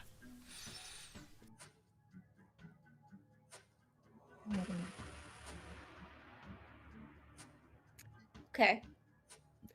I want to try something. But I'm nervous. Nervous. Nervous. How much? Okay, yeah. No, I think this could work. I'm gonna have Cedar kind of look at the area, kind of memorize her path.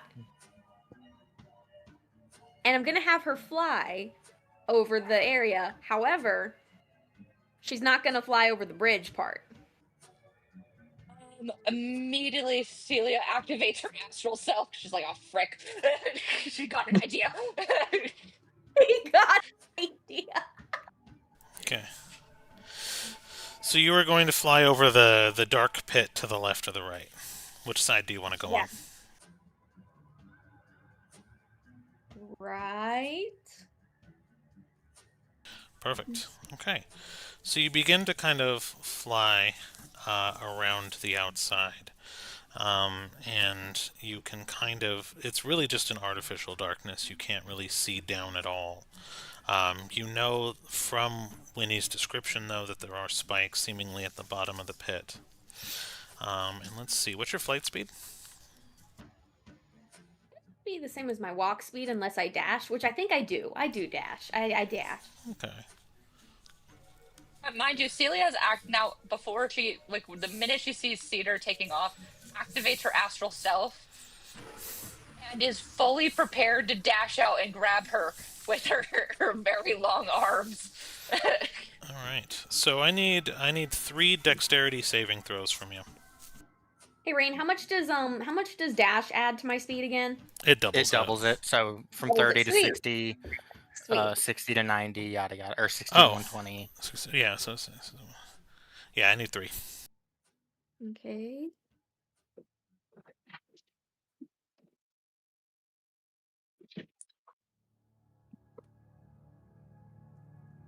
Okay, we've got a 9, a 17, and a 14. 9, 17, and 14. Okay. So, like an ancient tomb in just fantasy and video games, hundreds of poison bamboo darts shoot out from the darkness, giving you barely a moment to respond, as in the first moment with your 9, 6 of them, tiny darts, pierce into your wings. The smell of feces gets stronger as you realized they're all tipped in manure and feces and just poison as it begins to I overwhelm don't your want nose. C. diff. The the second time you go, because I believe your second roll was a 14.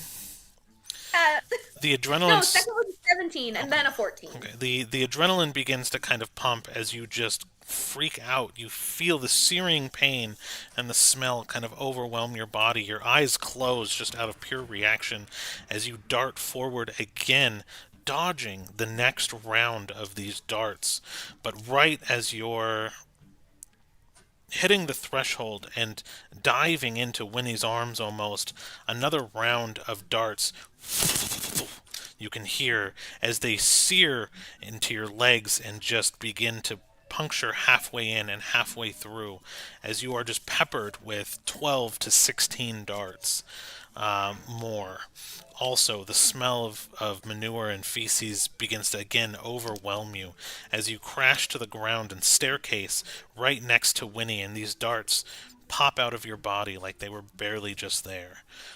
So I'm going to go over damage for you really quick.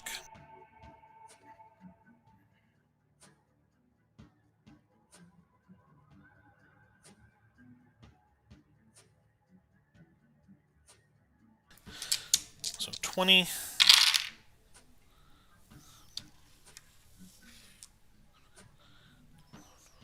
20 damage? 34 and 44 damage. And I need 2 Constitution saving throws. Love that for me. Dirty 20 for the first one. Okay. 15 for the second. Okay. Cedar's eyes go black Oh! as Oh no. toxins begin to run through her very sad and pathetic bloodstream because she's a bird. And it almost takes instantly. But the reason why she crashed into the ground is because as her eyes faded to black, her body begins to be paralyzed as the poison kind of takes, and she just kind of lays on the ground, non-responsive, and almost just kind of with a light seizure. I made it across, though. I'll throw a greater restoration at her. Okay. So greater restoration just cures the poison, right? Should. One effect that is charmed or petrified, one curse, any reduction to the target's ability scores, or one effect reducing the target's hit point max. Okay, so positive energy, debilitating. So it's a debilitating effect. So this would be a debilitating effect. So yes, you are no longer paralyzed. You are hurting though. Yeah. Thank you. No problem. So now 2 of you are across the bridge successfully. Great success. Well, Okay. No, you can't. Not my dice, buddy. I have so many missing dice now because of my kitten. I have like 20 dice scattered around my house that I hear her play with at any given time. Aww. oh my goodness.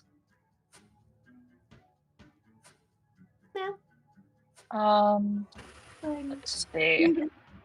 Sorry, I'm just. Okay. Where's my jump thing? Well, okay, question. What are the walls like in this place? Are there walls circling the entire cavern? Yeah, so basically, these pits from left to right, so you can't really see. So to the left and right is more underground structure.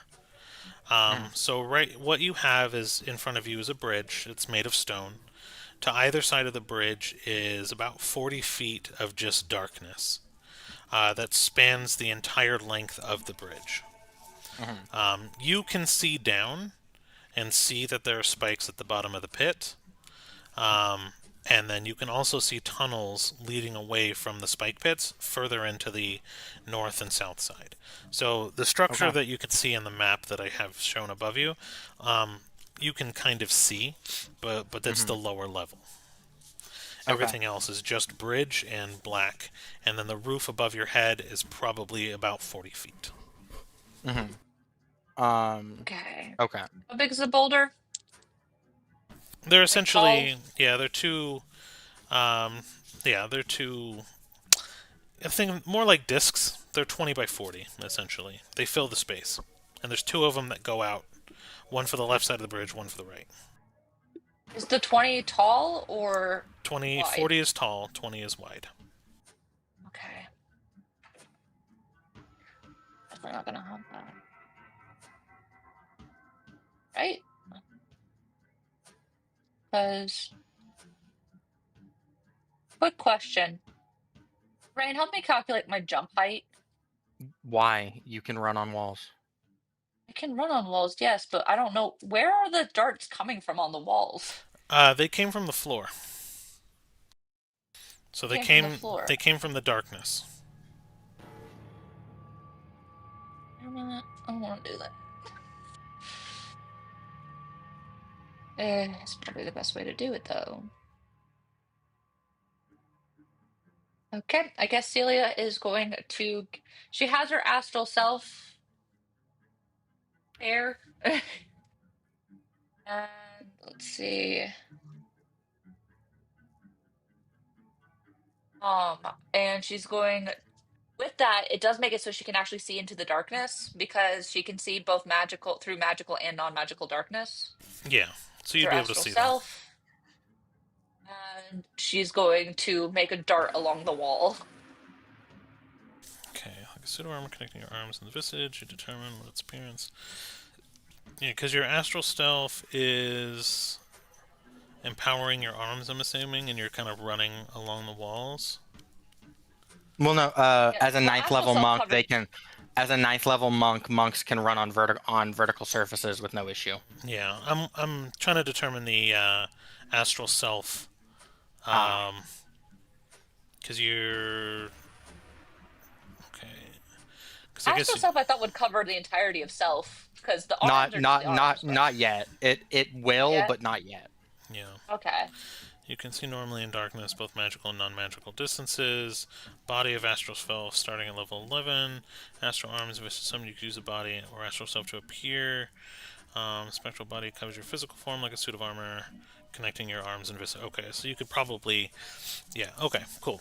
Thank you, we can resolve. And I would like to at least use one key point as well to use the, what's it called?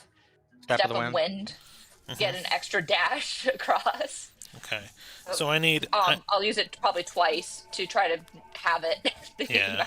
Well, you'd probably only need to use it once in this case because you're double dashing in one move to get across, so I need 2 dexterity saves from you. Okay. Dex save. You just see Celia start running and booking across the wall and around. First one is 23. Okay. Second is 21. Okay. You managed to actually run and dodge. And Gale, are you coming back on camera or no? I might not, if that's okay. Just no worries. I'll have to probably fix them, or I'll maybe even turn them off. We're gonna wrap up here soon anyway, so maybe I'll just leave it as is. Cool. It'll be fun. Oh, Doku, by the way, I sent you a question on Discord. Celia made it across without being touched by the poop darts. That's awesome. I'm proud of you. Good job. Yes, because your bag of holding is the same one, and it was designed to store like bread and things like that, and so there has to be some level of it's basically like more of a pocket dimension than Perfect. Yeah, bag of holding. Oh. But yeah, so you actually managed to see the darts coming.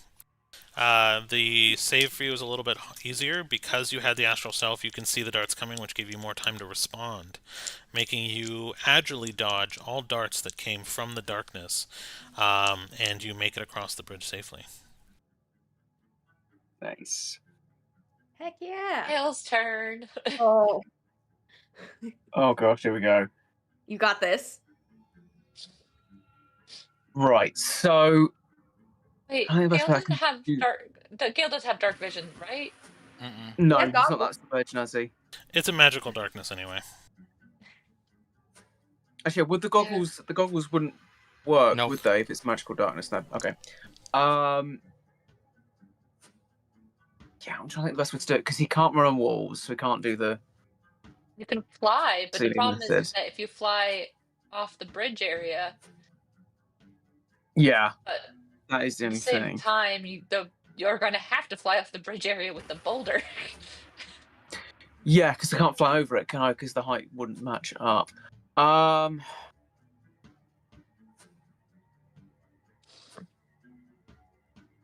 What In if you theory, use one of if your things to freeze it?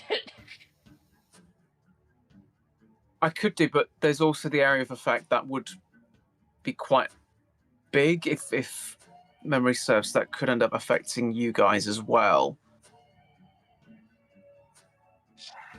So there is the one that Yeah. doesn't do damage. Okay. I might do that. Yeah, is that the creeping cold that doesn't do the damage? That's the flowers. That's the flowers. So It's the flowers that basically, doesn't do damage. it just creates difficult terrain of jagged ice and stone, but you are able to navigate it without any sort of issue. Okay. Yeah, in that case, yeah, you sort of see Gale sort of reaching out with his two hands. That's much nicer. Does this? His eyes sort of turn white. But anytime he's going to use like ice magic, I think his eyes are going to turn sort of white. And yeah, like these sort of jagged bits of rock and ice are going to just sort of jut out. I'm just explaining because Sophie wasn't there for the explanation for it, and to the folks at home as well. And yeah, like when he's done, he just sort of walks over and just like just walks across, basically, Okay. unless the boulders appear. The boulders do appear. So you are going to. So how this will kind of work is that you guys will see a field of ice flowers appear, and every wall, every floor, every ceiling begins to cover in ice-shaped flowers before you just hear a large cracking sound, and the walls and ground and earth and everything just begins to kind of shatter as jagged bits of ice and sharp, like almost obsidian glass like edges poke out everywhere and create a difficult terrain to navigate. But you see Gale almost walking through this unaffected.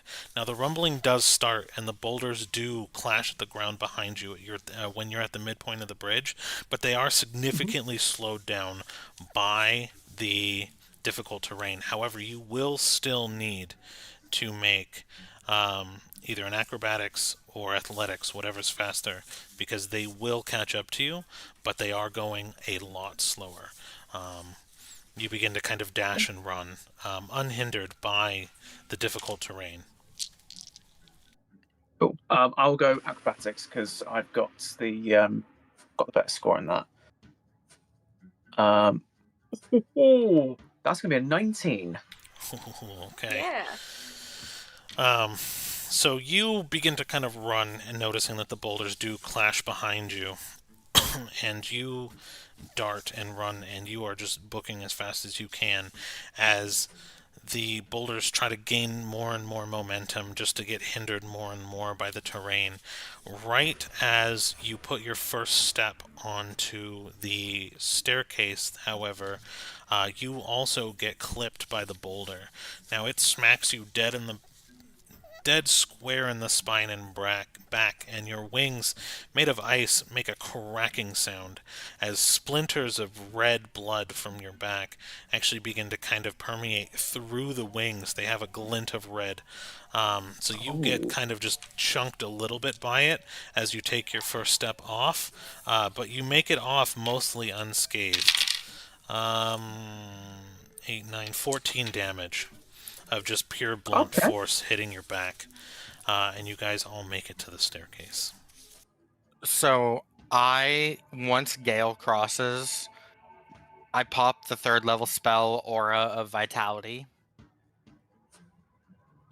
And then I'll pump 6d6 into Gale.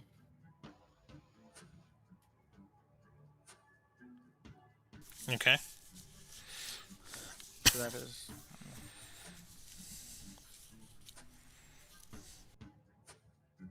This is overkill, but 24 healing.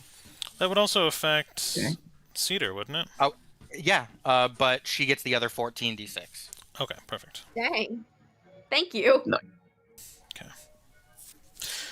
Be sure to be marking off your spells and key points and things that you use, because we are in a dungeon. Yeah.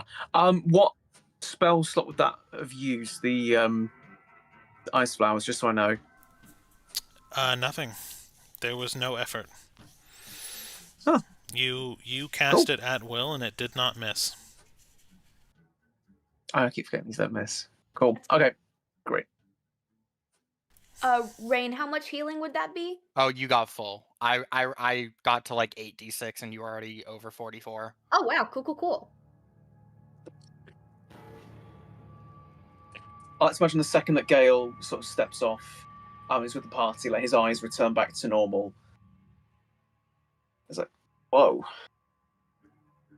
That was impressive. Yeah, nice work, Winnie, on the healing and the stuff. And No.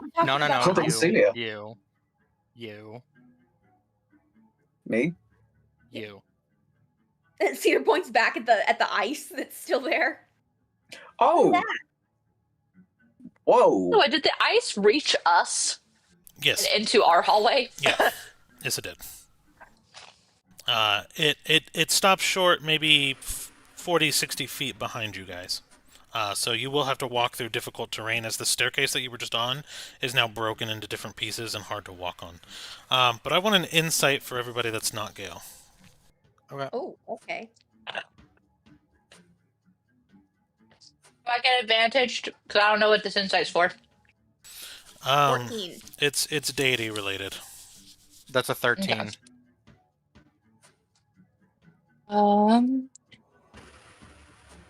Hold on. 21. Okay. You guys know that this is, Gale's new boon. He just, sold his soul to an ice queen. And he is now Gunter. But it works on so many levels, actually. Just hilarious, because he was also evil. But anyways, so you guys are very unnerved by what just happened. You can't really discern why. Celia, however, you see it, and you recognize it, and only by the feeling that it gives you, that it seems like it's too good to be true. It seems like too much of a boon that a goddess would give you, and it just feels unnatural. So everyone is unnerved by it, but Celia, you are unnerved, but it also feels very unnatural, and you're almost upset by it. Celia just grabs Gale by the head and looks into his soul. Just like, ow. What did she do to you? Celia, that's my hair. That hurts. Gale, you feel nothing. You feel great. You actually enjoyed using the power and felt useful for once, and there are no negative repercussions for you. What does Celia see when she sees his soul? You see ice and snow. Where once there was a field of and meadow of flowers, there is now a landscape of barren ice. Kinda sad. So bear and ice or barren ice? Ice, there's some bears there too, I'm sure. Polar bears. All you can see is their noses and eyes. Yep. Gale? Captain Gale? Celia? Do I have permission to try something? As long as you don't kill me. It's about an 85% chance it won't. I don't like that silence, Celia.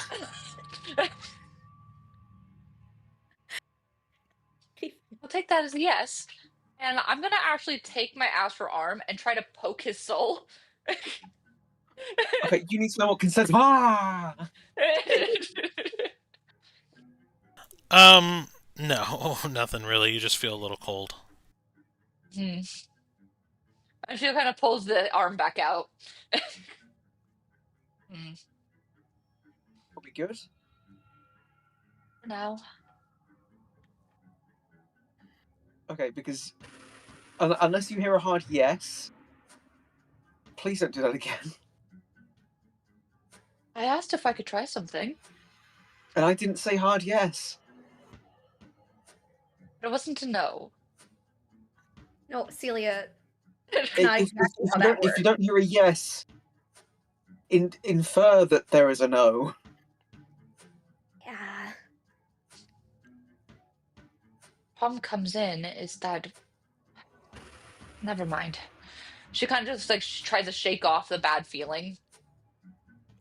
And as we probably start trying to navigate down these dang stairs. Gale just walked past them. Well, yeah. Does it even affect Winnie because she floats?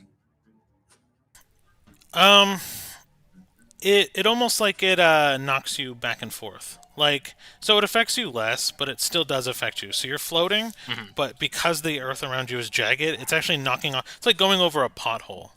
You're still moving, but you're like, ugh. So I'm like right behind Gale, but I'm like moving every fucking direction. Yeah, a like you're pinball. like exactly. You're walking like you're Yeah. you're drunk or something. Yeah. Yep. Okay, so So as you're you guys, Celia, Sorry, you can first? Celia like kind of just break off a piece off the ground? so when you actually touch the ice, it shatters. So the spell will eventually wear off, and the ground will return to normal. So if you do grab it, though, it just feels like a sharp, hard, like tempered glass icicle that eventually just fades. It doesn't melt. Okay. Cedar is gonna try and like catch up to Gale. You okay? I mean, yeah. Yeah, I'm feeling good. Aside from the whole reaching to a soul thing. Yeah. Are you okay? Did you get hurt? Did, but I'm okay now. Just really Cool. hoping I don't get an infection because I'm gonna pretend that didn't happen. Yeah. If I hard, I might scream. I'll keep an eye on you, make sure you don't get an infection. But I mean, Thank you. usually you should be okay. But I'll obviously keep an eye on you and check up on you and that sort of thing. Thank you. Do you want me to talk to Celia about all that? No, it's okay. I know she means well.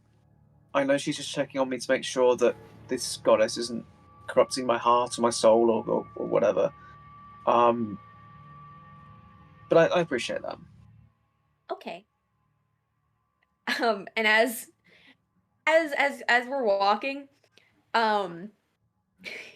you hear a squeak from Cedar's satchel. She's just Cedar? walking. Gale? What's in your satchel? Wizard stuff. Okay, but wizard stuff doesn't normally squeak. Would you believe me if I said it was the pseudo dragon? I think we both know the answer would be no. And she just kind of reaches in and she pulls out a bat. I only got two. I only put 2 of them in there. Cedar, It's why really are you putting 2? Okay, but we They're can't just. endangered. Yes, and this is their natural habitat. We can't just take them out of it without. These mountains are new, so I don't know what happens when we fix everything. Do the mountains go away? And if so, what happens to the bats? If I bring 2 of them, I made sure this one, his name is Timothy, and then there's Stephanie You've named. in the bag. You've named them. Timothy You've named them. And if I bring 2 of them, then we can find another mountain range that's more permanent, and we can make sure that the species continues. Okay, but wouldn't that be like? Wouldn't that be like a problem with like inbreeding and that sort of thing? Because it's only 2 specimens. Maybe, but I can't fit that many bats in. I don't think I should bring more than 2 of them into my my bag of holding, which is where I was going to put them next once they warmed up a little bit.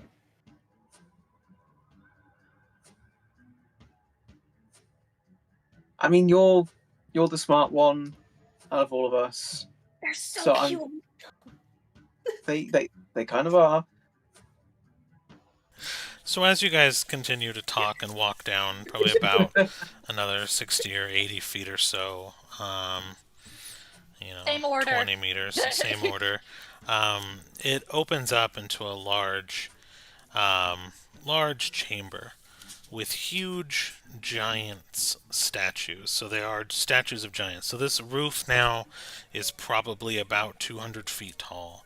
And you walk into the room, and there are 7 giants statues. So they're giant statues, but they're statues of giants that are giant. All right. So I'm just trying to get the image. Each one will have a hand-carved kind of marble name placard in front of it, and inside that name placard, in 6 of them, is what looks to be a spot that will hold a hand-sized something. So there is kind of an indent in each one of the 6 placards right underneath their names that looks like something is supposed to go there. There are doors that are open to the north and to the south. However, the statue in the center is facing the entrance. And its back is to the door on the east wall, and the east wall door is closed. But this is the chamber you find yourself in now. Okay. Sacred chamber. As we start looking at Those types all of rocks on the ground? So those are the statues. So if you're looking at maps, Those are the statues. Yeah, you have the 6 statues, and the 7th statue has a name but does not have an indent for anything. Would you like to roll an investigation? Yeah. I'm assuming so. All right. Same. Go on ahead. Also, while everyone starts looking at the room, Cedar's gonna just very discreetly slip both of the bats into the bag of holding. 12. 10. 21. So you guys are kind of... 10 also. 10 also? Okay, so everyone's kind of looking around the room. You guys kind of find yourselves at the giant statue, trying to figure them out, because each one kind of has their own name. Everyone, including Cedar, realizes that they all seem to be kind of associated with maybe like an element. And so you have... Blah, blah, blah.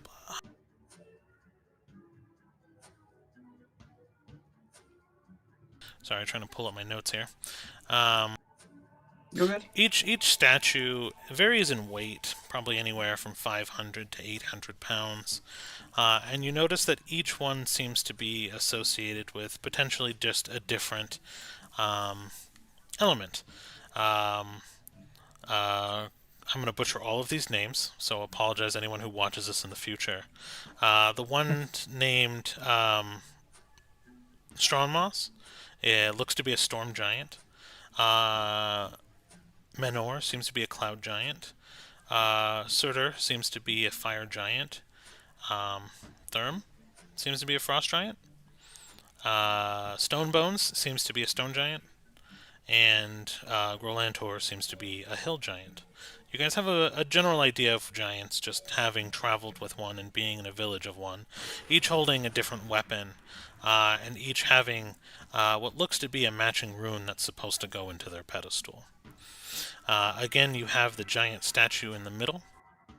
Cedar, what you notice, and that one's named Annam, you notice that its back is turned to the door that's closed, and the door to the tunnel is open, and it is facing that one. You realize by looking at it that this giant marble statue in the middle, that is bigger than all the others by about 1,600 pounds, it's twice as tall, twice as wide. It literally takes up like 80 feet of space. That's how monumental this is. You're tiny.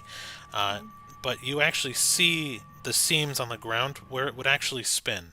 So you seem to assume, and this would be a good assumption, that if the statue is facing the other way, the east door would be open. She's going to relate this information, especially the one about when it turns to open another door, likely the door behind us is going to close. Well, Celia, I guess does Celia still have her like astral self activated? It lasts 10 minutes. Yeah. You only walked a few hundred feet. You probably got like 5-7 minutes left. Well, then I will attempt to turn the statue to face the door behind us. Okay. And I'll help with that. Alright. I want to look around for runes. Okay. So you guys go ahead and roll your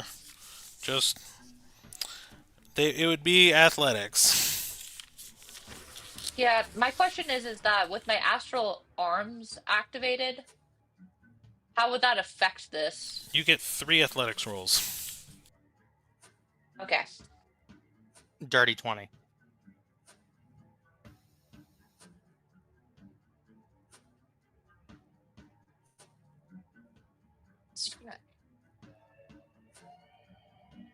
That's 14. For all 3 rolls? First one was 12, second one was a natural 1, and this third one was a 14. Okay. So I'll let you re-roll that nat 1.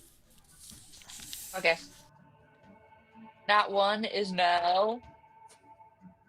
Nat 1 is now 19.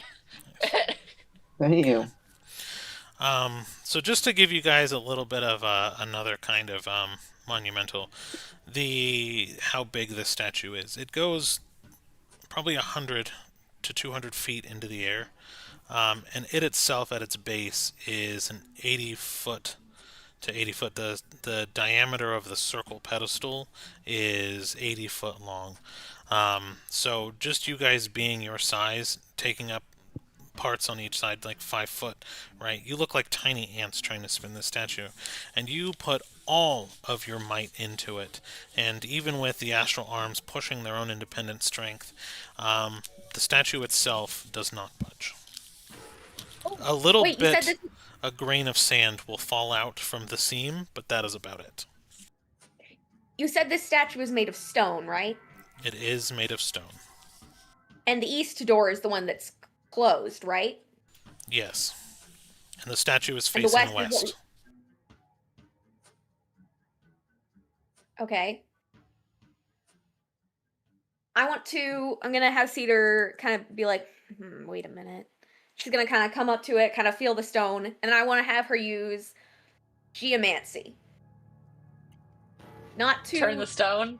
Not to shape the stone, but to kind of manipulate it so that it turns, so that east door is gonna open. Because I think the runes are in there. Okay. So you will cast geomancy. At what spell level do you want to cast it at? I'm gonna, since this is very big, hope this isn't a mistake. I'm gonna cast it at 5th level. Okay. 5th level geomancy. It's pretty good. Become Toph.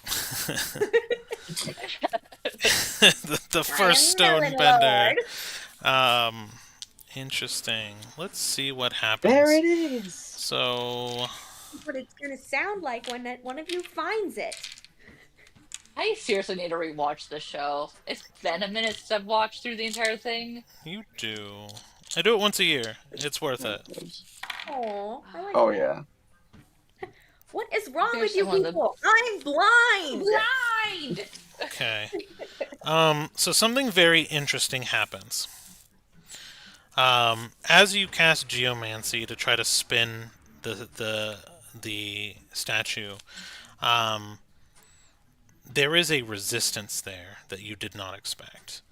As you hear a whirring, but it's not mechanical.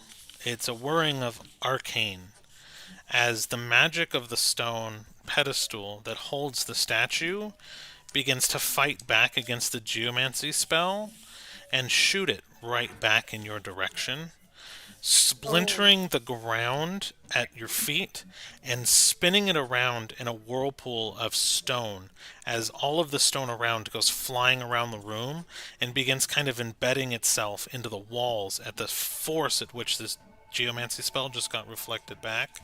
And I want a dex saving throw from everyone in the room. Okay. Dex save. So mad. That was such. I thought I had a good solution. Another dirty 20. Okay, you're fine. We've got Dex. You said save. Dex?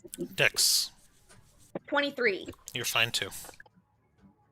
That's a Yes. 12. Okay, you're not as fine. No. Yeah. Oh, no. Sorry. You've killed Gale, Cedar. No. It's just You've punctured his wings. They're now worthless. it's just 5d6. That is 26. Okay, you're fine too. Gale. 10, Yeah. 11, 12, 13, 14, 15, 16 damage as these stones begin to fly around the room unexpectedly.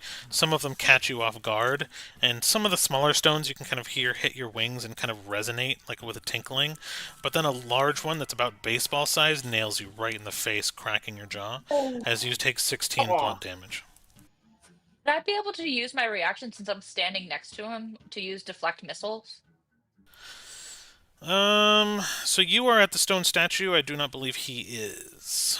Okay. So I don't We believe... didn't move the character, so I didn't know where he was. So you were here. Gale was kind of investigating. So I don't... Because these are a little bit bigger. So Yeah. you're probably like... What's the range on deflect missile? I actually don't It's know. literally just immediate, whatever she can grab. Okay, so yeah, you'd probably be about so it'd 80. be my range. Yeah, you'd be about 80 feet Yeah. away. So it'd be a little too far for that. Okay, never mind. No problem. Just wanted to see. Cedar's gonna run over. I am so sorry. I'm so. Oh my gosh. I'm so sorry. It's fine. It just relocates his jaw. I did not know it was gonna do that. I'm so sorry. It's fine. It's fine. I can heal. Can I explore the other rooms? You can. I'm gonna go into the room underneath, south. To the south side. Okay. So, we'll probably end session after I give you a description of the room. Okay? Okay. So, you go to the room to the south, and the doors are open, right? There's nothing bothering you, and you kind of peek in. There's no malice coming from the room or anything like that, but what you see is probably hundreds of spirits sitting in bleachers, staring at what looks to be two stone slabs. To the east side of the room, there is a throne with a giant spirit hill giant king. He probably stands, 20, 30 foot tall, sitting in this giant throne. And all the other spirits that are watching these two stone slabs are, humanish size, same shape as you. On the southernmost slab, there is actually a spider creature. He is human-esque with like 6 or 8 spider legs, from what you can tell. It'd be 6 spider legs, kind of like a hybrid, and he seems like he's real. Unlike the spirits. And what he's actually tossing in his hand is a baseball-sized rune. As he's tossing it up into the air and catching it, and he goes, "Is there no other challenger?" As he's kind of trying to rebel-rouse the room as the crowd kind of erupts. And that'll probably be where we end the session. Okay. Nice. I'm The intrigued Hacky on the Sack game. Championships. Yeah, I'm intrigued. That was a fun session. That was awesome, dude. Yeah. I can't wait That was to very, get very into fun. this. This is going to be super Same. fun. This is so fun. Dude, this dungeon looks awesome. Thank you. Feels like it's been a hot minute since we've had puzzles. Yeah. It's been a lot of Did you like... see I the enjoyed light in my that. eyes when I realized we got another puzzle room. Yeah, it's great, because to get the other rooms, there are puzzles. And I designed almost every single one. Well, I'm very excited then. But Man, I for felt anyone like who's still you and watching, me had the thank idea you for was so watching. clever. Thank you for Yes. watching, y'all. Thank you for people who Thanks for chimed sticking in. around. Thank you, hashtag, for the comment, if you're still around. We'll pick on Cedar less probably next session. We'll be a little nicer. No, we We'll won't. be a little nicer. Like and subscribe, whatever. And we'll see you guys soon. See you next time, guys. Take care and be Peace good out. people.